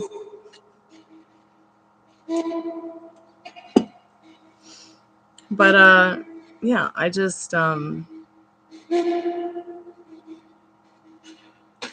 have taken a lot of time to work on myself to wipe away the old stories clean, because I didn't want to superimpose my bad experiences over my good ones or any new ones that I might have. I wanted to stay excited about what might be exciting that I might come across. I didn't want to spend years stuck on some dude who made the biggest mistake of his life, and then did the best thing he ever could have done for me, which was dump me. And he was cheating on me anyways with his best friend's wife, so and I knew. I guess it's my fault for not confronting him, but it's okay. Nope. Never miss him.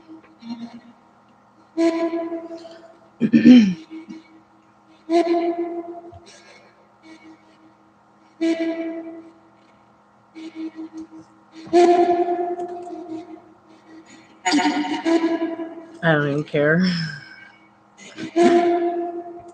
It's all good.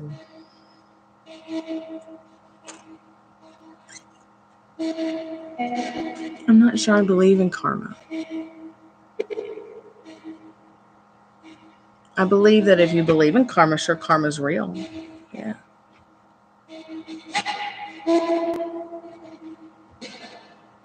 I'm not sure I believe in karma.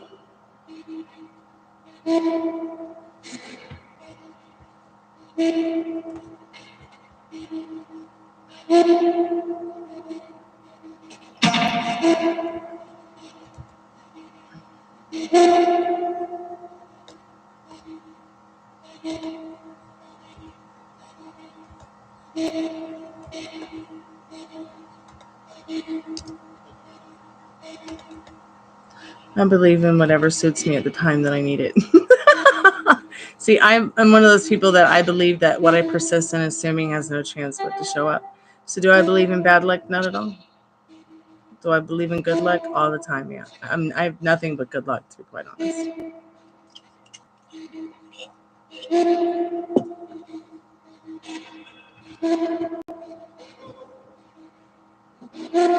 Good night, Metal Rain. Be safe, sweetheart, going over to Do Floppy's place to drop her crap off. Keep us updated. I put the link there for you, Say, if you want to check out more of the orgone pendants or earrings or pendulums.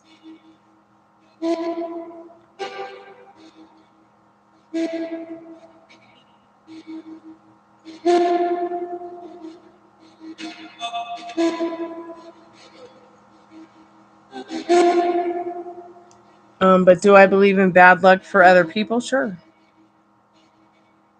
Do I wish bad luck on anybody? Hell no. Mm-mm.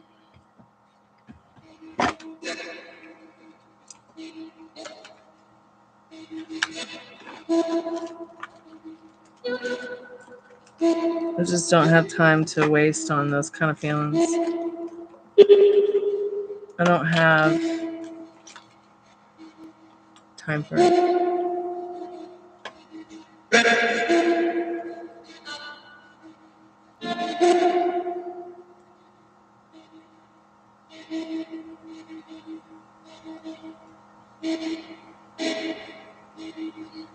Thank you, Say. I appreciate you saying that.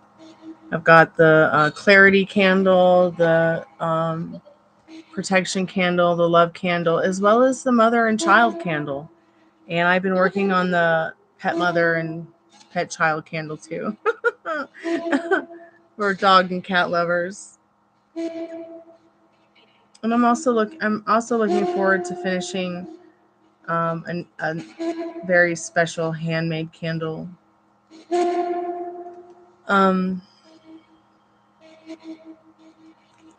That I am making a mold for because I could not find a mold for it. Good night, Tiffany. Sweet dreams, honey.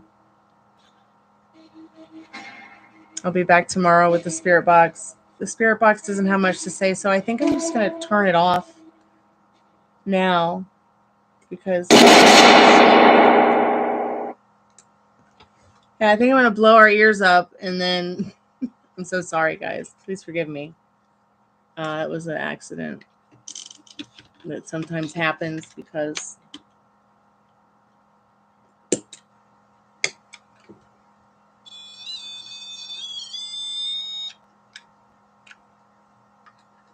sometimes I get confused about what button is what button to push.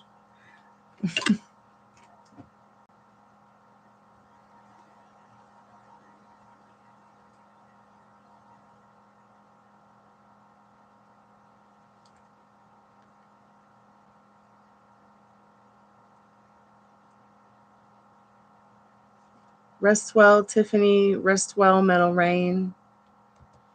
I'll see y'all soon.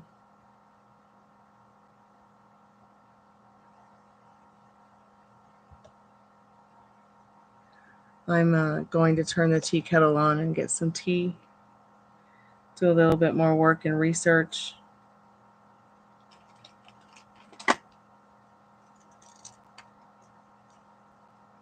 Do I ever feel worried about the future? Never. I don't worry about the future because it's not here yet. And I just can't go back to living like that anymore. I can't think about the what ifs anymore.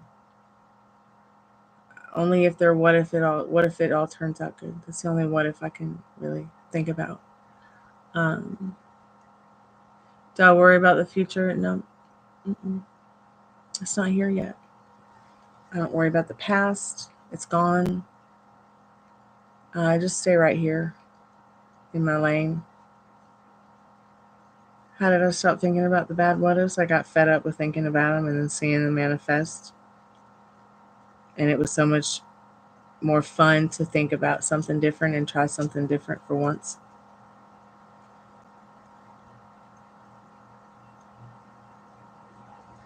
How do I keep a mindset like that? Practicing it every day, strict mental diet. So you have to remember, I was born mostly deaf. So everybody was like helicopter parent, helicopter brother and sister, helicopter everybody because she couldn't hear.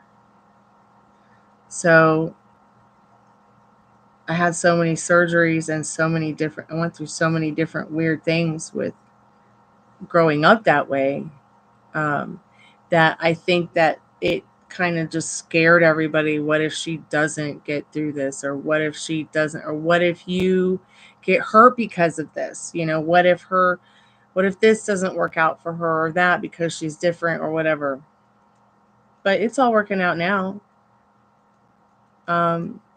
So I grew up around a lot of that what if it doesn't work out stuff. What if, so I really got into it, the pain and the suffering that what if it doesn't work out. And I would literally worry more about that and manifest more of that for myself. It really wasn't until I realized what manifesting was that I was doing it all the time, my whole life. Like, I feel like my intuitive perception was sharpened just by the fact that I couldn't hear. So now that I'm an adult and, I had tubal ear surgeries. So now that my hearing tubes work most of the time, I can't imagine what perfect hearing is like because I'm not certain I have perfect hearing, but I also couldn't say that my hearing was imperfect. But the way that I keep that mindset like that is, I'm not going to say that I don't get bummed out about things. Just yesterday I was just like, man, I miss my drummer, and I really look forward to us making, music again and getting out there with music again. It's been a long time. Okay. Since before COVID. And I was just thinking about how sad I feel it hasn't happened yet. And I'm stuck, and I can't say that I'm stuck in this haunted house, but yet I kind of am. And then I think about how sad it makes me think to leave it, and what if I leave here and my situation is even less stable? Do I go from one unstable, 1 foot in the homeless shelter grave to the other that, like that's not as stable? Even like I have these what ifs sometimes that do creep up. And it's mostly about the stability of my home life. And always has been. But because I inherently know and naturally feel that things are always working out for me, I always feel like I'm just always get so lucky. It's naturally normal for me to like manifest something awesome, even if it takes a little time. And I've noticed that thinking more about the what ifs, that, what if it does work out? Thinking more about those. Thinking more about, oh, what's it going to be like in my new kitchen, in my new home? Would I prefer to rent it or would I prefer to own it? Well, I just might prefer to own it this time instead of rent it. That way if something goes wrong, I don't have to fix it myself. There's insurance there to fix it. Or I don't have to beg somebody who takes all my money and there's nobody to help, even though the house has insurance, but nobody wants to use the supposed insurance on the house to fix the ceiling or fix any of the problems. I kind of have to put blinders on. Oh, the ceiling's caving in the kitchen? Okay. What? Because it's endless conversations and phone calls where nobody cares. And if water comes through it again, it's going to be the same thing that has been over the last 10 years. And it's that kind of stuff that I'm just tired of. I'm tired of nobody coming to clean the fireplace because they don't care. I'm tired of people not coming to service things that need to be serviced around the house because nobody cares. So I kind of have to ignore these certain things and like make the best out of it that I can. And I do. And I love my home and I love where I live and I love my neighbors and they love me. And I'm absolutely the luckiest girl in the world to live here. Nobody calls this anybody else's house but mine. This is my house. This is Stormy's house. This is Chloe's house. This is where her and her dad live and her dogs.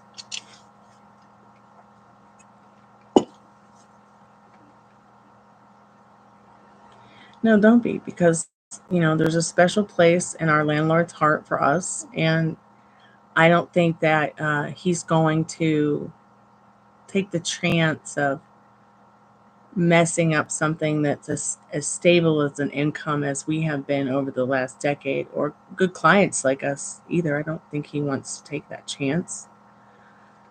But that doesn't mean that I need to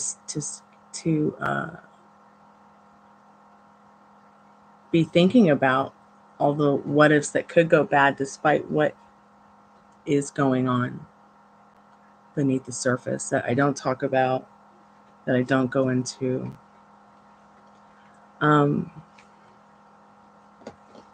Because the more that you ignore the shit story and you focus more on serving the story that you want to experience, really the better off you're going to be. The more stable you're going to be able to stay, knowing how to go from the state you don't want to be in to the state you do want to be in. And thought transmission is very important. They can manifest. Well, you're manifesting every day, whether you like it or not, depending on what mind frame you're in and how you're feeling. So really, you just gotta find what works for you. Take baby steps. Don't try to work on it every day if you don't want to. Put things on the back burner that you're manifesting. Take a breather. You don't always have to try to manifest. You're already doing it involuntarily the way you breathe. Well, see, and now that you have the negative and nervous mindset, you're not the only one. You're talking to somebody who's been there, okay, and back from it. That's your biggest weapon, is knowing that you have such a negative and nervous mindset. So now tell yourself something different. I'm laid back, nice and easy, and I'm more positive than ever about things, because now I'm going to think about how awesome it is to be excited about what if it all does work out.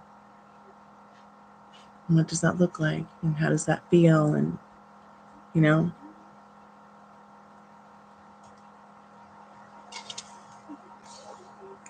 I moved to Nashville homeless. And then I turned the truck around and came back to the haunted house and wasn't going to let anybody tell me that I couldn't stay here in my house, in my home. They were going to have to fight me to the death. The Cosa Nostra style. Anyways, I'm just kidding. But I did. I took the chance in coming back and not giving what anybody said. I took Atlanta Legal Aid's advice and just paid my rent and went on about my business, whether it was the rent he wanted or not. The whole time I was scared to death.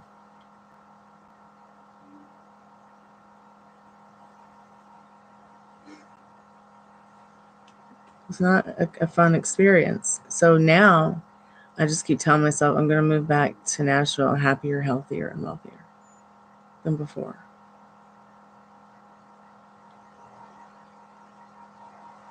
I should have gone 10 years ago. But there were so many people convincing me that I was like making the wrong move. And I mean, I'm a musician. I belong in Music City. And that's where I have played Music City more than any other city in the country, other than, maybe Boston. But over the last decade and a half, it's all been mostly gigs in Nashville.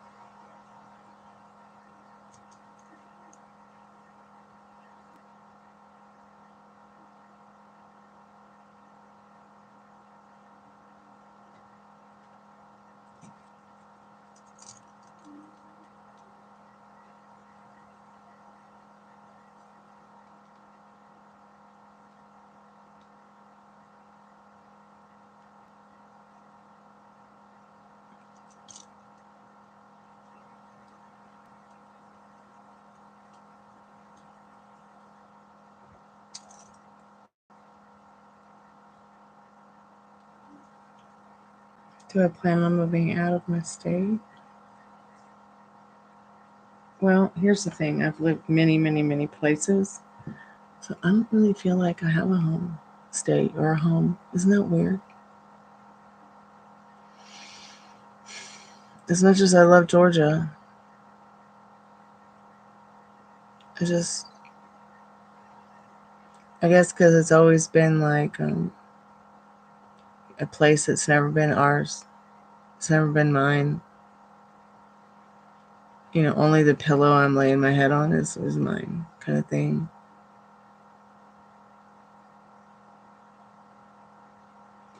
But I enjoy living in Georgia. Would I want to live outside of Fulton County? No. Would I want to live outside of Atlanta? Hell no.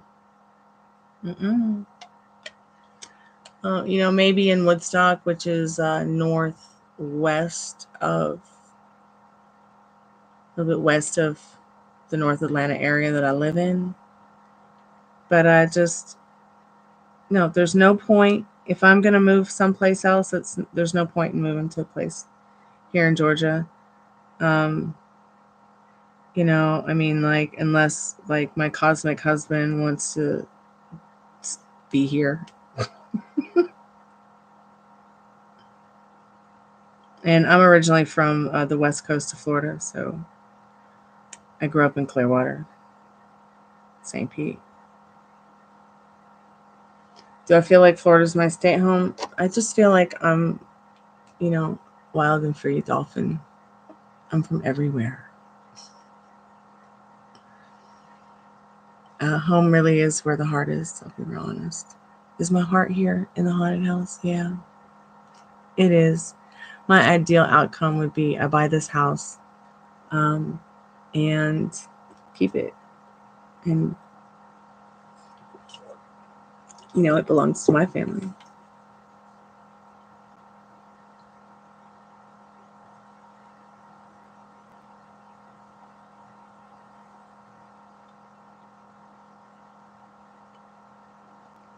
Would I purchase a home in Tennessee? Sure. That was the objective over the last 10 years. And then I had the chance, and then COVID came, and then it kind of ruined it. And then I almost bought a house in October 2022. But that kind of didn't go too well. Because the seller lied to my agent, and it's just a big mess. So I haven't thought about it again.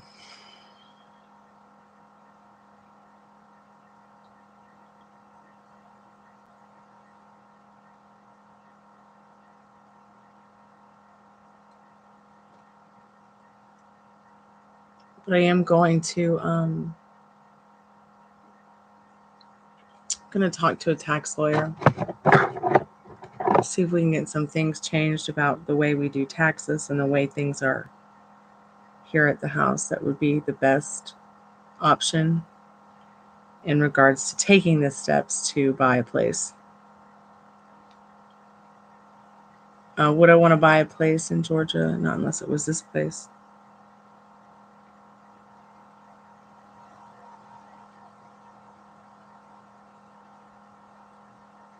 Not much makes me sad other than the fact that,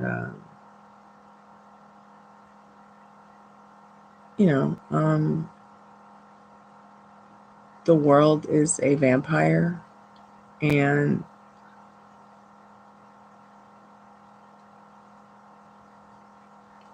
I see the people, and I don't want to be a vampire. So I try to think about, I know a lot of people want to manifest love and money and all that stuff, but I think that we'll find love and money and all the things that we need through manifesting peace and peace of mind for ourselves, and centering ourselves in the ideals and the ideas of what we want instead of what we don't want. I think more people serve the energy of what they don't want compared to what they do want, because I think it's easier to be addicted to pain and not know it than to be addicted to happiness and at any point of state of mind. I mean, we're literally taught everything. How to think, how to feel, how to act, what's good, what's bad.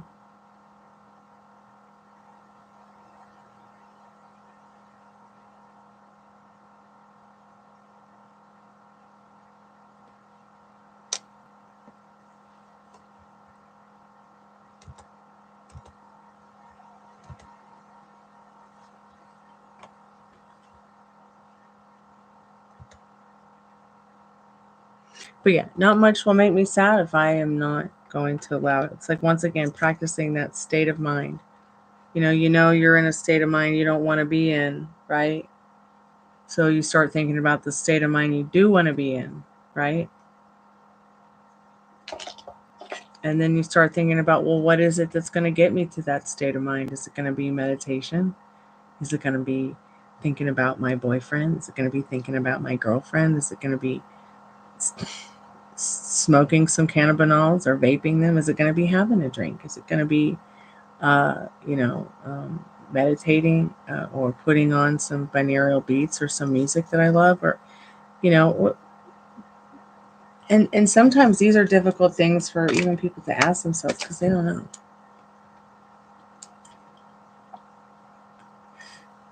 They don't know.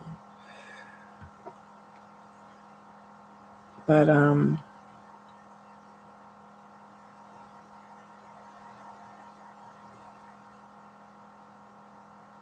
Yeah, I don't go to the future. I don't go back in the past. I just kind of stay right here.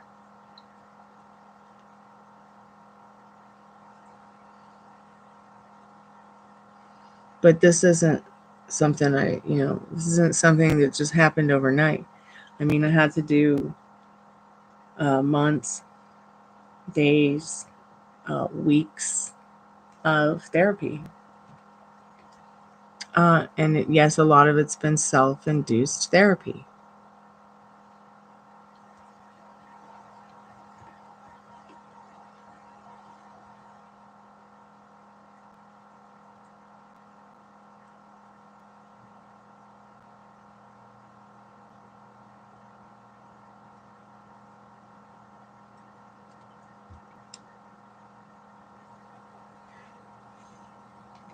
Any hoodle noodles. I'm going to turn the tea kettle on. I'll be right back.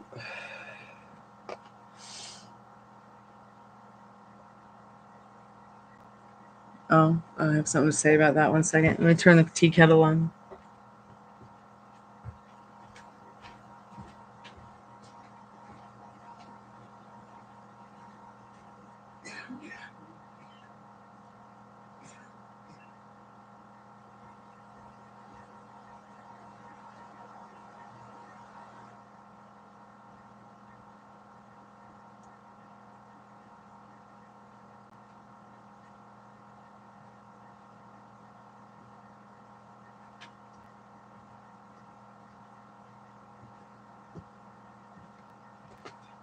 So not everybody needs therapy.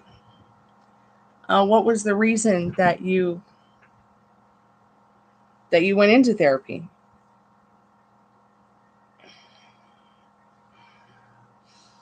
Gosh, I've had this conversation with a lot of people who they were on medication for their neurodiversities. They were in therapy. They were unhappy. I just told them to stop doing it. And I never saw them again. And then one day when I would see them again, they were like, oh, I did that. And it made me the happiest person on earth. Okay. I don't know if it's never not worked for anybody, because it's usually worked for everyone I've told this to do this, because it's not working out for them. And maybe they found something else that did. But, ask yourself, why to go into therapy, and understand that not everybody needs therapy. Some people just need, like I said, self-induced therapy. I had a child. Oh my God.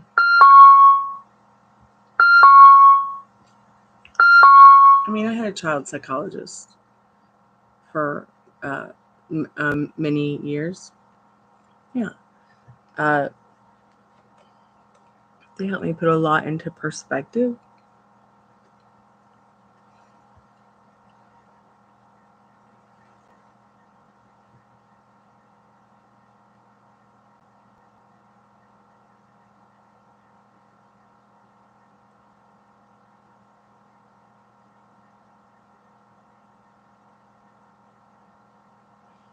I went for an eating disorder and bad self-image. Jesus Christ. I bet you're not even bipolar too. I bet you're not even bipolar. Did you get a second opinion? These fucking doctors. I bet you they offered you some pills.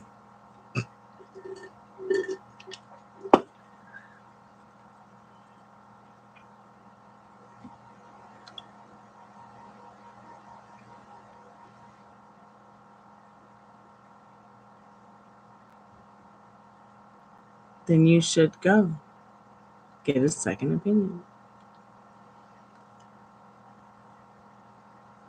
Don't be scared. Tell them you're scared. Tell them that you don't feel like you're bipolar. You feel like you have PTSD trauma, and that is what has induced your bad self-image and your eating disorder. Doesn't that sound more about like right?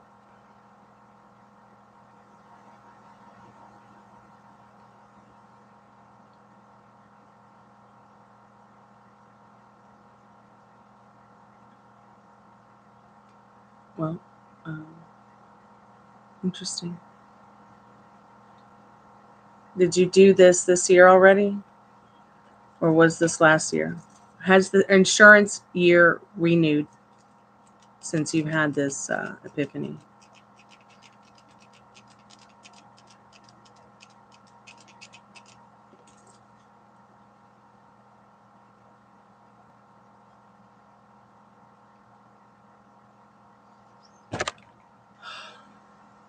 These fucking know-it-alls. So what you have is a gift, and once you can turn your back on all the limiting beliefs and circumstances that people are stuffing in your head, I think you're going to be a lot better off. You went to this person for an eating disorder and bad self-image, and all they did was make you feel worse. You know, I think you need a different therapist. Okay, I think you need a different therapist. I think that you need to get a second opinion. Oh, well, I have Medicaid since I'm 18 and I'm college, so I'm not sure if it covers. See, these are things that you need to know. So I will tell you right now that Medicaid already renewed for the new year. So you should be able to go to get a second opinion, or to at least get a different therapist that's going to actually focus on your fucking problems. See, this is the thing. I had so many people come to me and be like, I don't know what my fucking problem is, but I'm in therapy. It's not helping. It's doing this. It's doing that. Blah, blah, blah, blah, blah.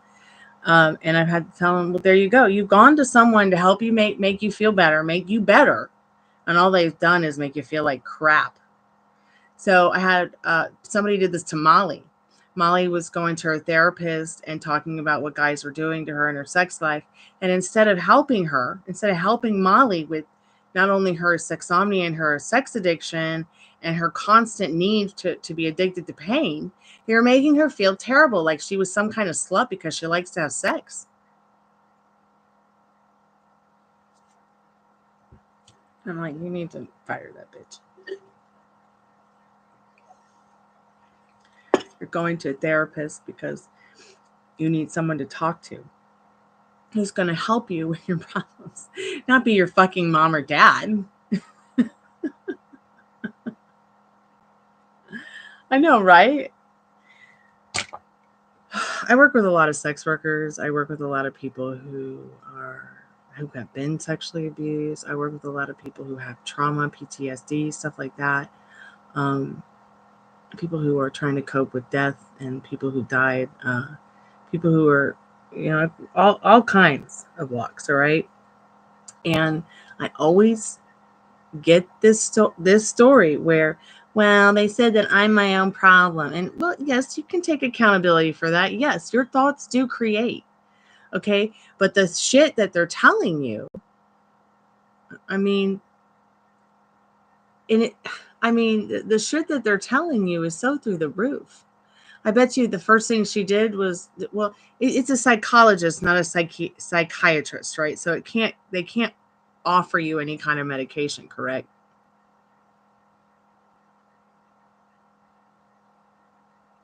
The beliefs are extremely, extremely limiting, and all they did was make them even more limiting by giving you no options. This is just what you are. Deal with it.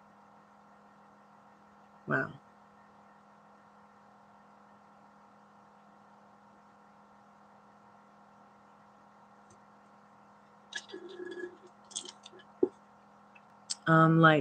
Anyways, so yeah, I've worked with a lot of people who, they have sex addiction, they have sexomnia, or they like to have a lot of sex with a lot of different people, and they're not too picky about it either, when or where it happens. It's just they love to have sex, and that's their prerogative.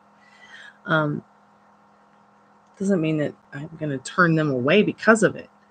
I even have friends that do stuff that I don't agree with, that I would never do, but that doesn't mean I won't be friends with them.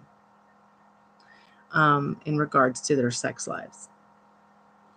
And that doesn't mean that I would want to do it with them either. But at the same time, it's like, it's not room for me to be like, you're bipolar because of this, or you have neurodiversity that you have to be accountable for. So blah, blah, blah, blah. Or, you're a slut because you did this or that, you sinner, you. Like, that's not.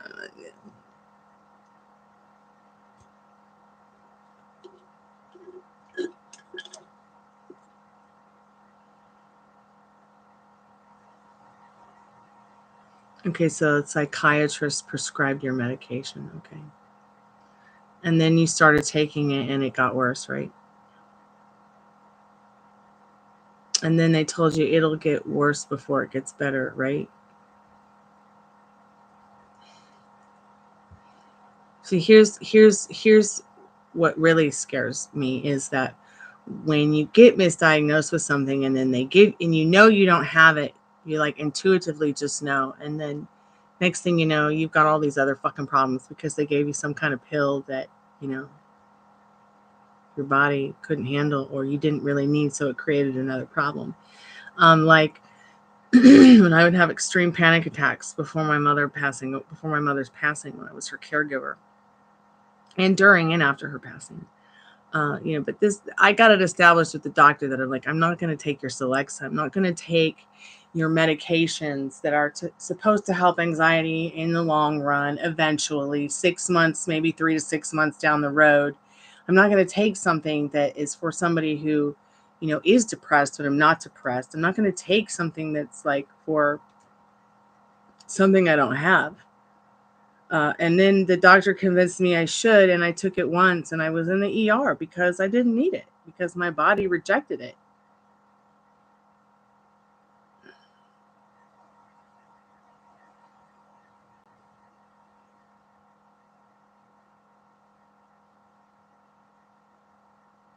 Yeah, you took the first 4 days, and you were very off on it. Yeah. Well, because you don't have it. That's what it does. You get off on it. Like you'll take it, and it just isn't gonna work. It's gonna cause some other fucking problem. Like that's my only experience in trying to treat my anxiety was okay, let's get her on something that is for people who are depressed, okay, people who are, you know, suicidal, and people, it's like, no, it's not that kind of anxiety. Just give me some Xanax and let's call it a day. And they wanted to try all these other, it's like just with pain, it's like with pain medication. Oh, let's give you the let's give you the, what is it? Oh, let's give you the tramadol. Here's some tramadol. Oh, tramadol. Like, I am ancient Greek. Do not give me some baby Skittle candy to take for pain. Okay. Like, I've got 5 roots in the back of my teeth, probably in all of them.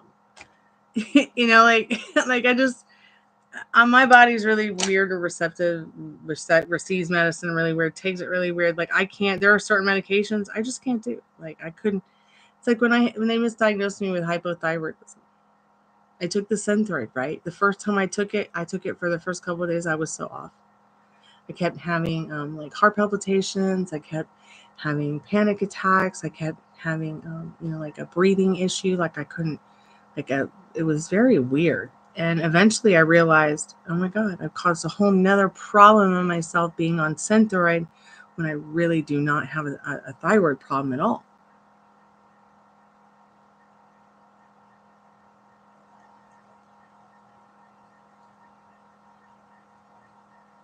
I can't see that last thing, that last word. So tell me why I was prescribed medication for autism and schizophrenia when it's supposed to be bipolar 2. So weird. Weird. That is weird.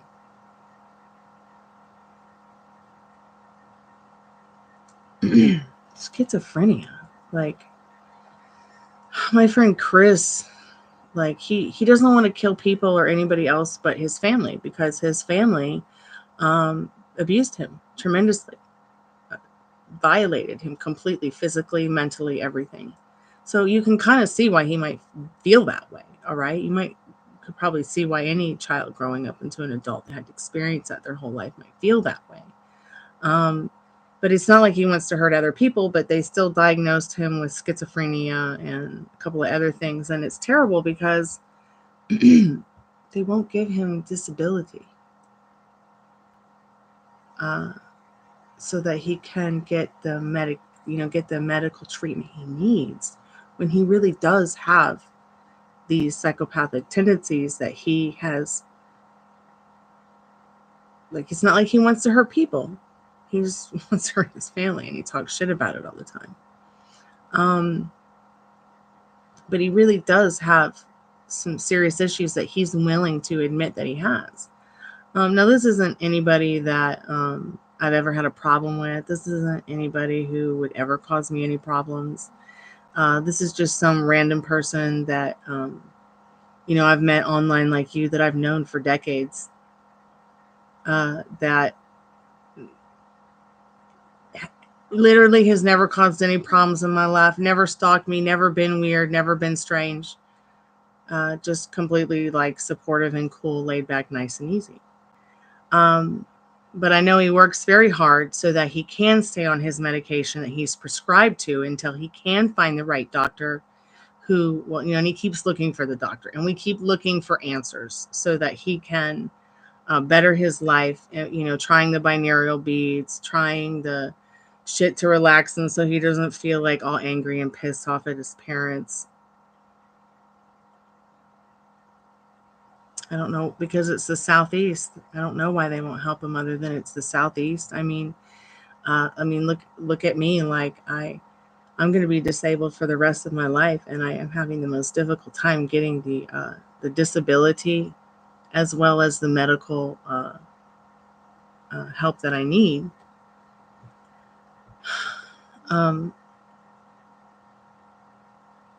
Even just sitting at this desk for a couple of hours, I'm in so much pain.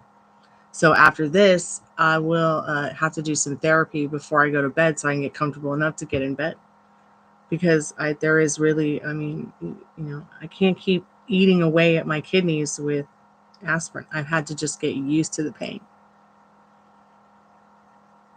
The system is really failing for everyone, unfortunately. It's really only working for the 1% rich in the country. And the other 99.9% is like, fuck us. That's how it feels. Pardon my French. Me too. But, I think that together we could manifest something better. But look at the limiting beliefs we're taught. You've gone to get help with your eating disorder and your bad self-image, and got told something else about yourself. And it's as if going to a doctor. But I eat my feelings. I eat 30 hamburgers a day, and that's what I do every day. And then I finish it off with some Krispy Kreme donuts and a coffee, and I call it a night. Okay, that's like some people's heroin.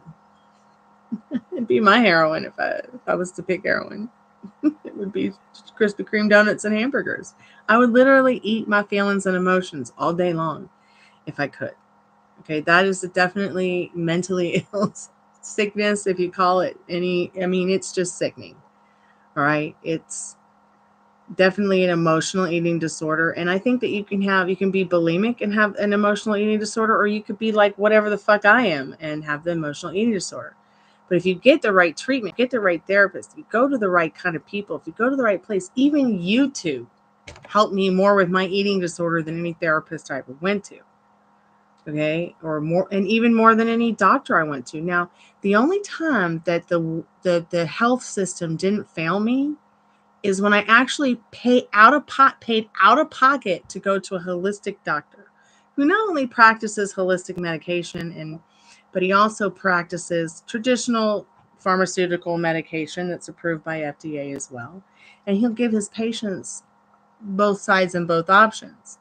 But health insurance won't pay for you to see him because he's considered an alternative doctor. And in Western medicine, they're just like, they're not having that kind of thing. Hey, Christine, how are you doing after your root canal? So you don't have to tell me where you are. Say, you know that I'm in Atlanta, Georgia.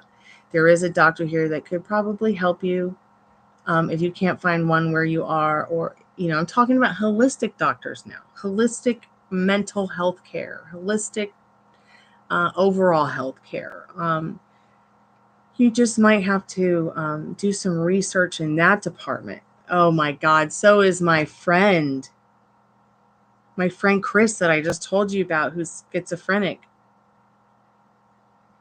Okay, he's paranoid schizophrenic. And I'm just like, no, you're not. You're a shaman. And he's like, I know, right?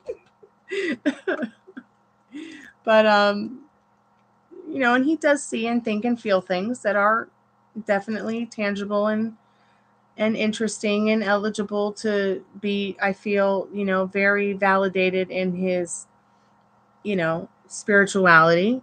He knows wrong from right. He's not trying to hurt animals or kids or people he doesn't know. He's not even trying to hurt himself, or really anyone in his family either. Okay. It's just that he talks about it because it makes him feel better. Still hanging with Root. If you are unhappy with the doctor, you have to see another doctor to get a second opinion. Yeah, that's what we're talking about. But you're in North Carolina, so it's a new year. Medicaid has renewed itself. So it would have been renewed in January if you still have it. Have you been to a mental health doctor in the last 5 months? Since it was renewed in January is when it should have been renewed. It would have probably automatically renewed. So you might want to check into that. Also, look for a holistic therapist. I went to the doctor that I went to, who was a holistic doctor, because he was he specialized in weight loss and specialized in the thyroid and the adrenal glands. Even though he wasn't an endocrinologist, that was his specialty, was weight loss and the thyroid and things like that. Hypothalamus. When I reset my hypothalamus by using the HCG diet, I pretty much reset my whole body with the HCG diet. I would really like to go back on it, but at like a healthier version of it. Where I'm not taking the hormone. I'm only using my own hormone that 5 days out of the month when my body's actually producing it naturally, and continuing on with the cycle that you eat the food. I mean, it's the food you eat at least like 90 grams of protein a day, and then you make sure that your carb intake. I mean, it's a lot like keto, or it's a lot like the Atkins diet, only you don't eat pork, you don't eat greasy foods, you don't eat fried foods, you don't eat any oil really, and you do not eat any sugar. You can only eat stevia on it. You can only use a sugar that is like stevia, because if you eat any other kind of, like, if you try to use Splenda, you try to use Sweet and Low, all that stuff's going to mess with your body. Yeah, talk to your mom.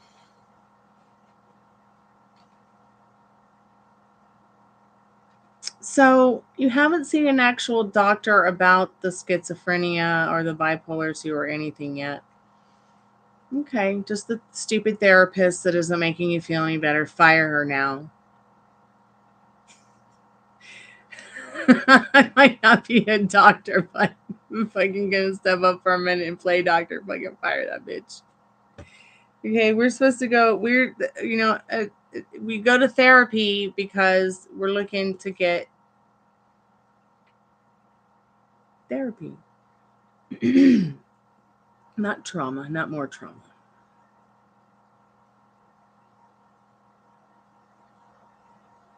Oh, awesome. You're clinical psych. So, yeah, say, Christine, there you go.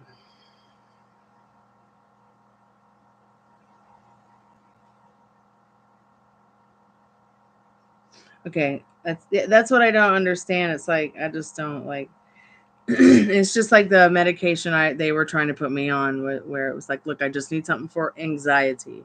I don't need something that is going to work maybe in 3 to 6 months that is for people who are depressed and killing themselves. I'm not depressed. I don't want to kill myself,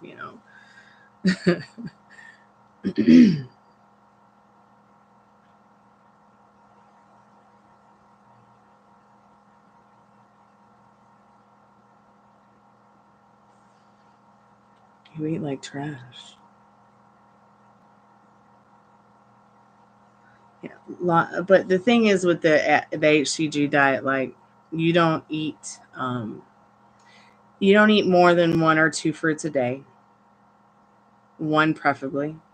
You don't eat more than 1 or 2 vegetables a day. No beef, no pork, no fried foods, no oils, no sugar, like I said. So no cheese, which I don't really eat cheese anyways, but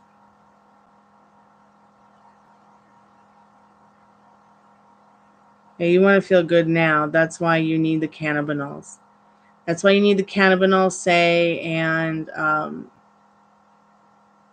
what are your biggest issues? Because there's a whole cannabinol wheel, and since you have cannabinol receptors at the end of every single nerve ending, do you have a problem with sleeping? Do you have a problem with stress? Do you have a problem with stress, anxiety, and what is it that you feel in yourself, in your heart, in your mind, and like how do you interpret what you have? Because sometimes self-interpreting what you feel you have and then looking at the cannabinol wheel, it's like, oh, okay, so I see that if I took CBN and CBA and CBG and then mixed it with this other cannabinol, I'm gonna get balanced, and then your brain is gonna reprogram and rewire itself with the cannabinols. I mean, a lot of people do this with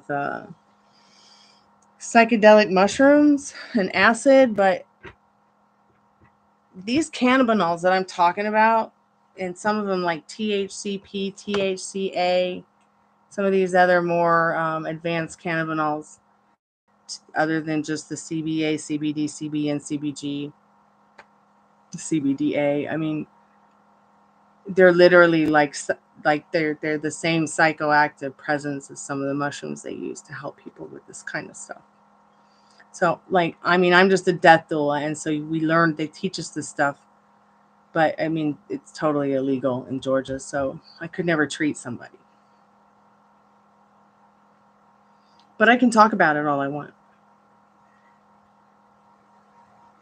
Now, treating through cannabinols is different. I mean, it's completely legal here. Everything on the cannabinol wheel is legal except THC9, Delta 9.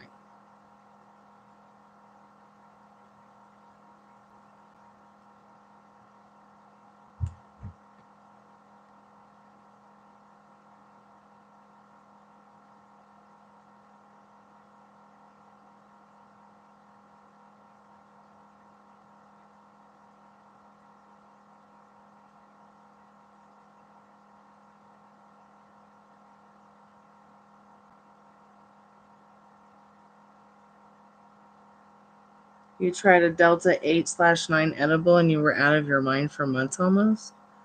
Well, then it just wasn't the right cannabinol for you. I honestly believe that at the end of the day, Delta 9 really is the epitome of the opiate of cannabinol, cannabis, all the cannabinols. And the reason I say that is because, it's not like the way it was even 10 years ago, where you had these, 10 years ago, it was like, oh, wow, 15% THC. Wow. Ooh, 17% THC. Wow. Ooh, 22%. I want something with 22%. It's not even like that. I mean, now it's like there's some Delta 9 out there that is so magnetic, like it's so magnificently strong that, yeah, you might feel that way. You might feel out of your mind because it's too much for you. Either you're taking too much or it's just too much for you altogether because A, you're not dying of cancer. Okay. B, you're not living with chronic pain physically. B, you're not living with chronic mental and physical disabilities that affect your life so much that you can't even function. Okay. You're also able to probably eat, even though you have an eating disorder. You probably are capable of eating something. Whereas people who need Delta 9, they really have no appetite because either they're, the people who really need it, like, I would definitely say that if I do 9, I'm sometimes like, really? Can I turn back? Can I go back? So it's too bad you don't know really what you were getting yourself into with Delta 8/9 edibles. So I don't know if you mean that you did some kind of mix with 8 and 9. Maybe you had a Delta. Oh, wait, you're in North Carolina, so it's not legal. So you might have done a Delta 8 that had the less than 0.3% Delta 9 in it. So at that point, I don't know. You could have done synthetic edibles at that point in being in North Carolina and not knowing where to get lab tested edibles that actually share the lab results with you. So you know what's going on.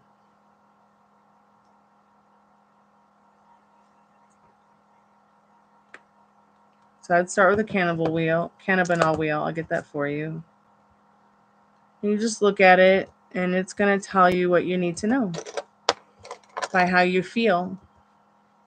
And you interpreting that feeling will help, because then from there we can go on to figuring out how you imagine your future with this kind of stuff after you figured it out on your own.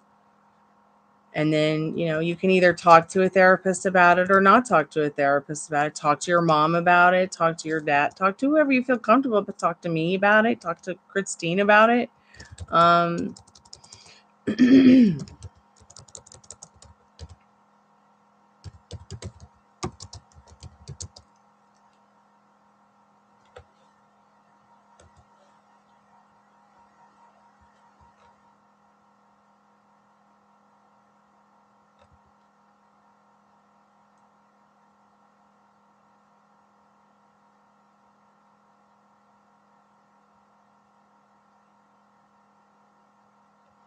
So this might be a little boring to you, but it is definitely going to teach you a lot. If you have any questions, you can always feel free to come and ask me. So we'll start with nugmd.com. So you can kind of read up a little bit about like what I've been talking about, learning about the terpenes, how they affect you, the different things they say about cannabis. And let me get the actual wheel chart for you though. Find that. Is that here? Is that here?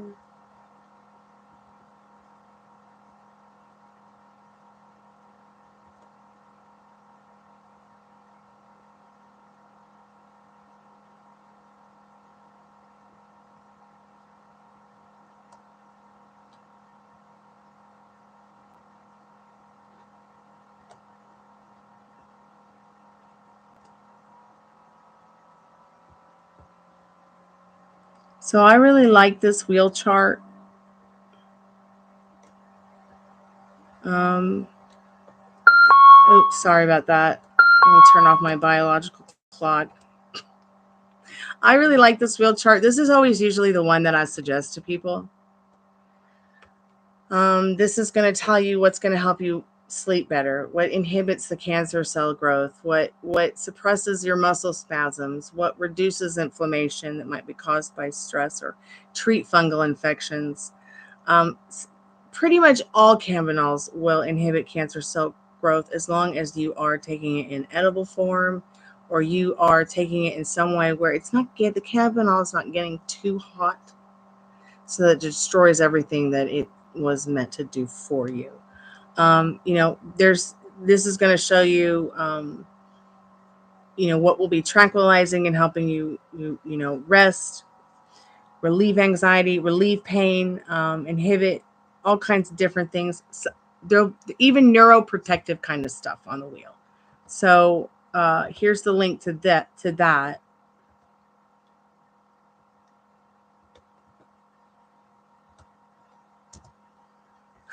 Is that a hot pink poop? That's so cute. What is that little character? Is that one of the YouTube characters, emoji things? Yeah, we were just talking, Christine, about how she should be comfortable with the therapist. And I told them to fire the therapist because they went to get help for their eating disorder and because they have bad self-image. And instead they just made them feel worse about themselves. And Molly's therapist did the same thing to her. Her trying to get help with sexsomnia, sex addiction, and addiction to pain and suffering. And the woman was just like, well, you're a slut. Stop fucking around. Like, I'm sorry, but what? You know, just because somebody likes sex or likes to have sex doesn't mean they're a slut. And I told her to immediately fire the bitch and get a new therapist. So she found a therapist that was a dude that she felt more comfortable with, and yeah, it was really bad. She called me on the phone crying. It was terrible. I just feel like, you know, and then some people will go to therapy, you know, and it doesn't help. They just leave feeling worse.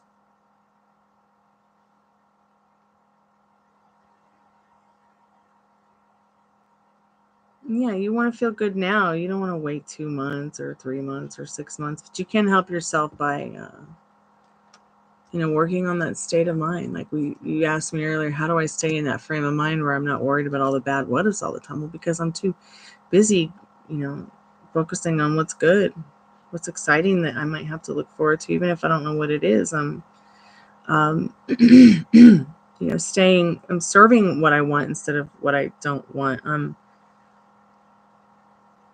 in a place where, you know, but you know, it's not something that worked overnight. I had to continue to practice it as much as possible. Practice the strict mental diet. Reminding myself that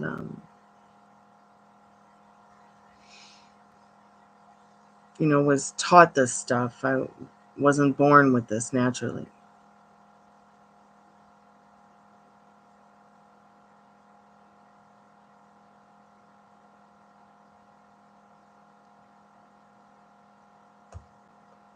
Well, yeah, because people believe and give meaning to things, and then they make it even more real for themselves.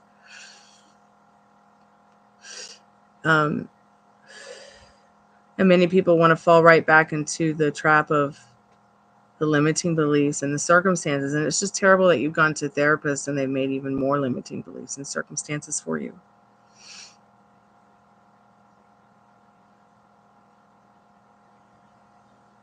Yeah, quitting smoking is hard.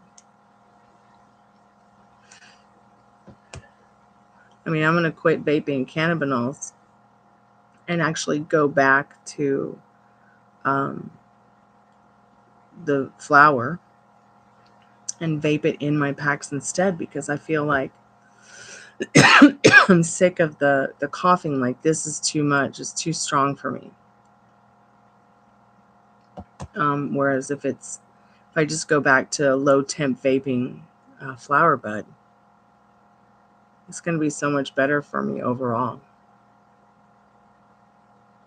I can't stand vaping nicotine. It's just so gross to me. So that made it harder for me to quit smoking, because usually many people were like, why don't you just switch to vaping instead? And I'd go to the vape shops and I'd vape the different flavors and everything. And I really only liked cotton candy flavor. It really was the only flavor that I liked on the shelf. And then even then I didn't like it. Like, my friend had to make it for me so that I could vape nicotine. And then one day I was like, why am I doing this? Like, it makes me so dehydrated. It makes me cough. It's so icky.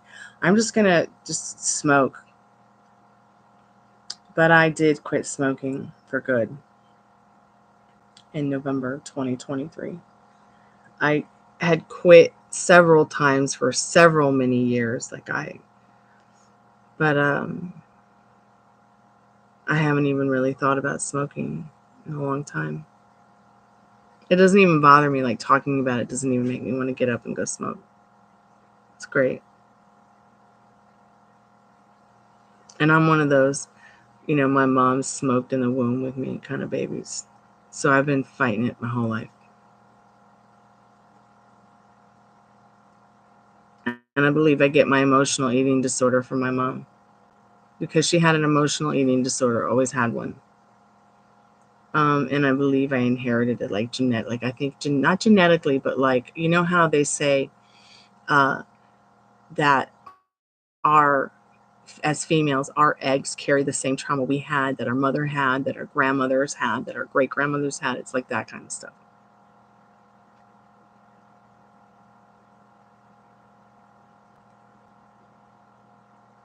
Like generational trauma, emotional eating disorder.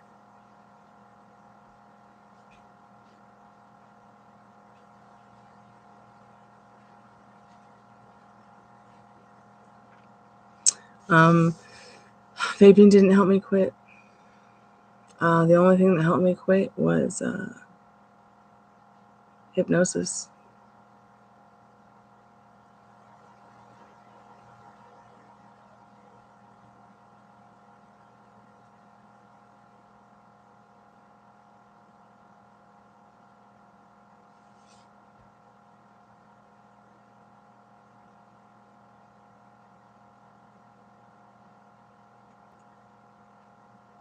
Yep, I'm gonna start training like a female wrestler. I mean, I already work out every day, but I need to kick it up a notch. Are you okay? Yeah, I'm okay. It's 3 o'clock. I didn't distribute it. Oh wow, it's 3 o'clock. I need to go. I need to go make my cup of tea and Yes, I see it. do some research before bed. And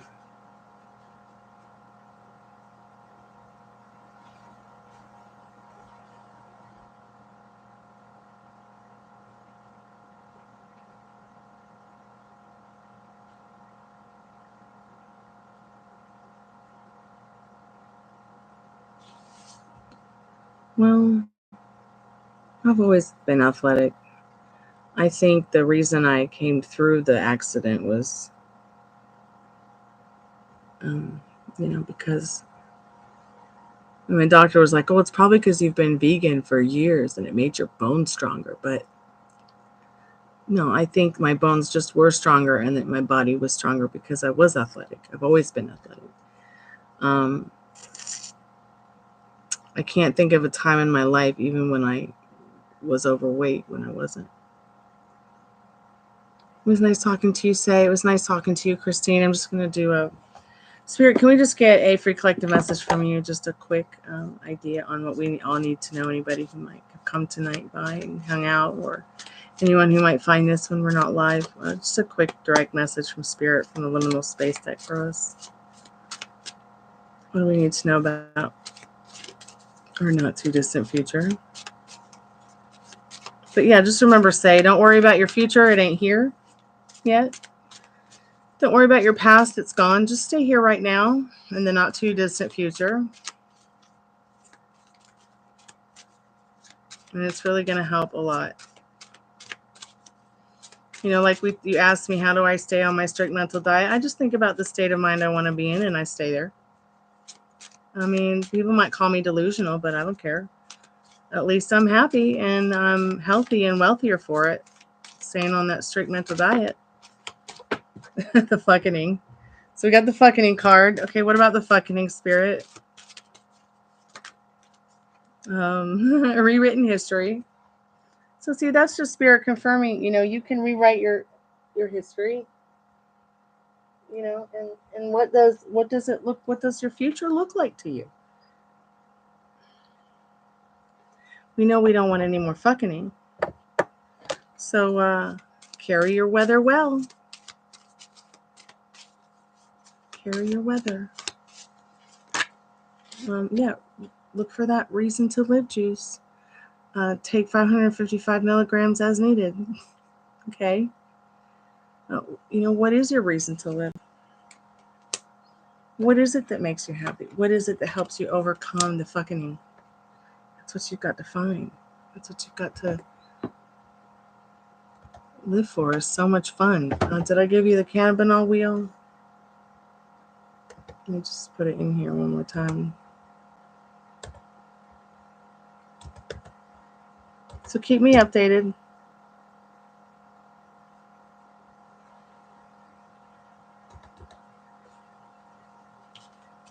Okay, cool. I'm going to go to bed. I'll see you guys tomorrow. I'll be back with the happy hour, tarot happy hour, and $5 taco box, a haunted slumber party. Saturday, I'm going to have a party because it'll be my 15th anniversary for the show. And the channel. We'll see how it goes. I'll talk to you guys later. Thanks so much for coming by. Love and light bright.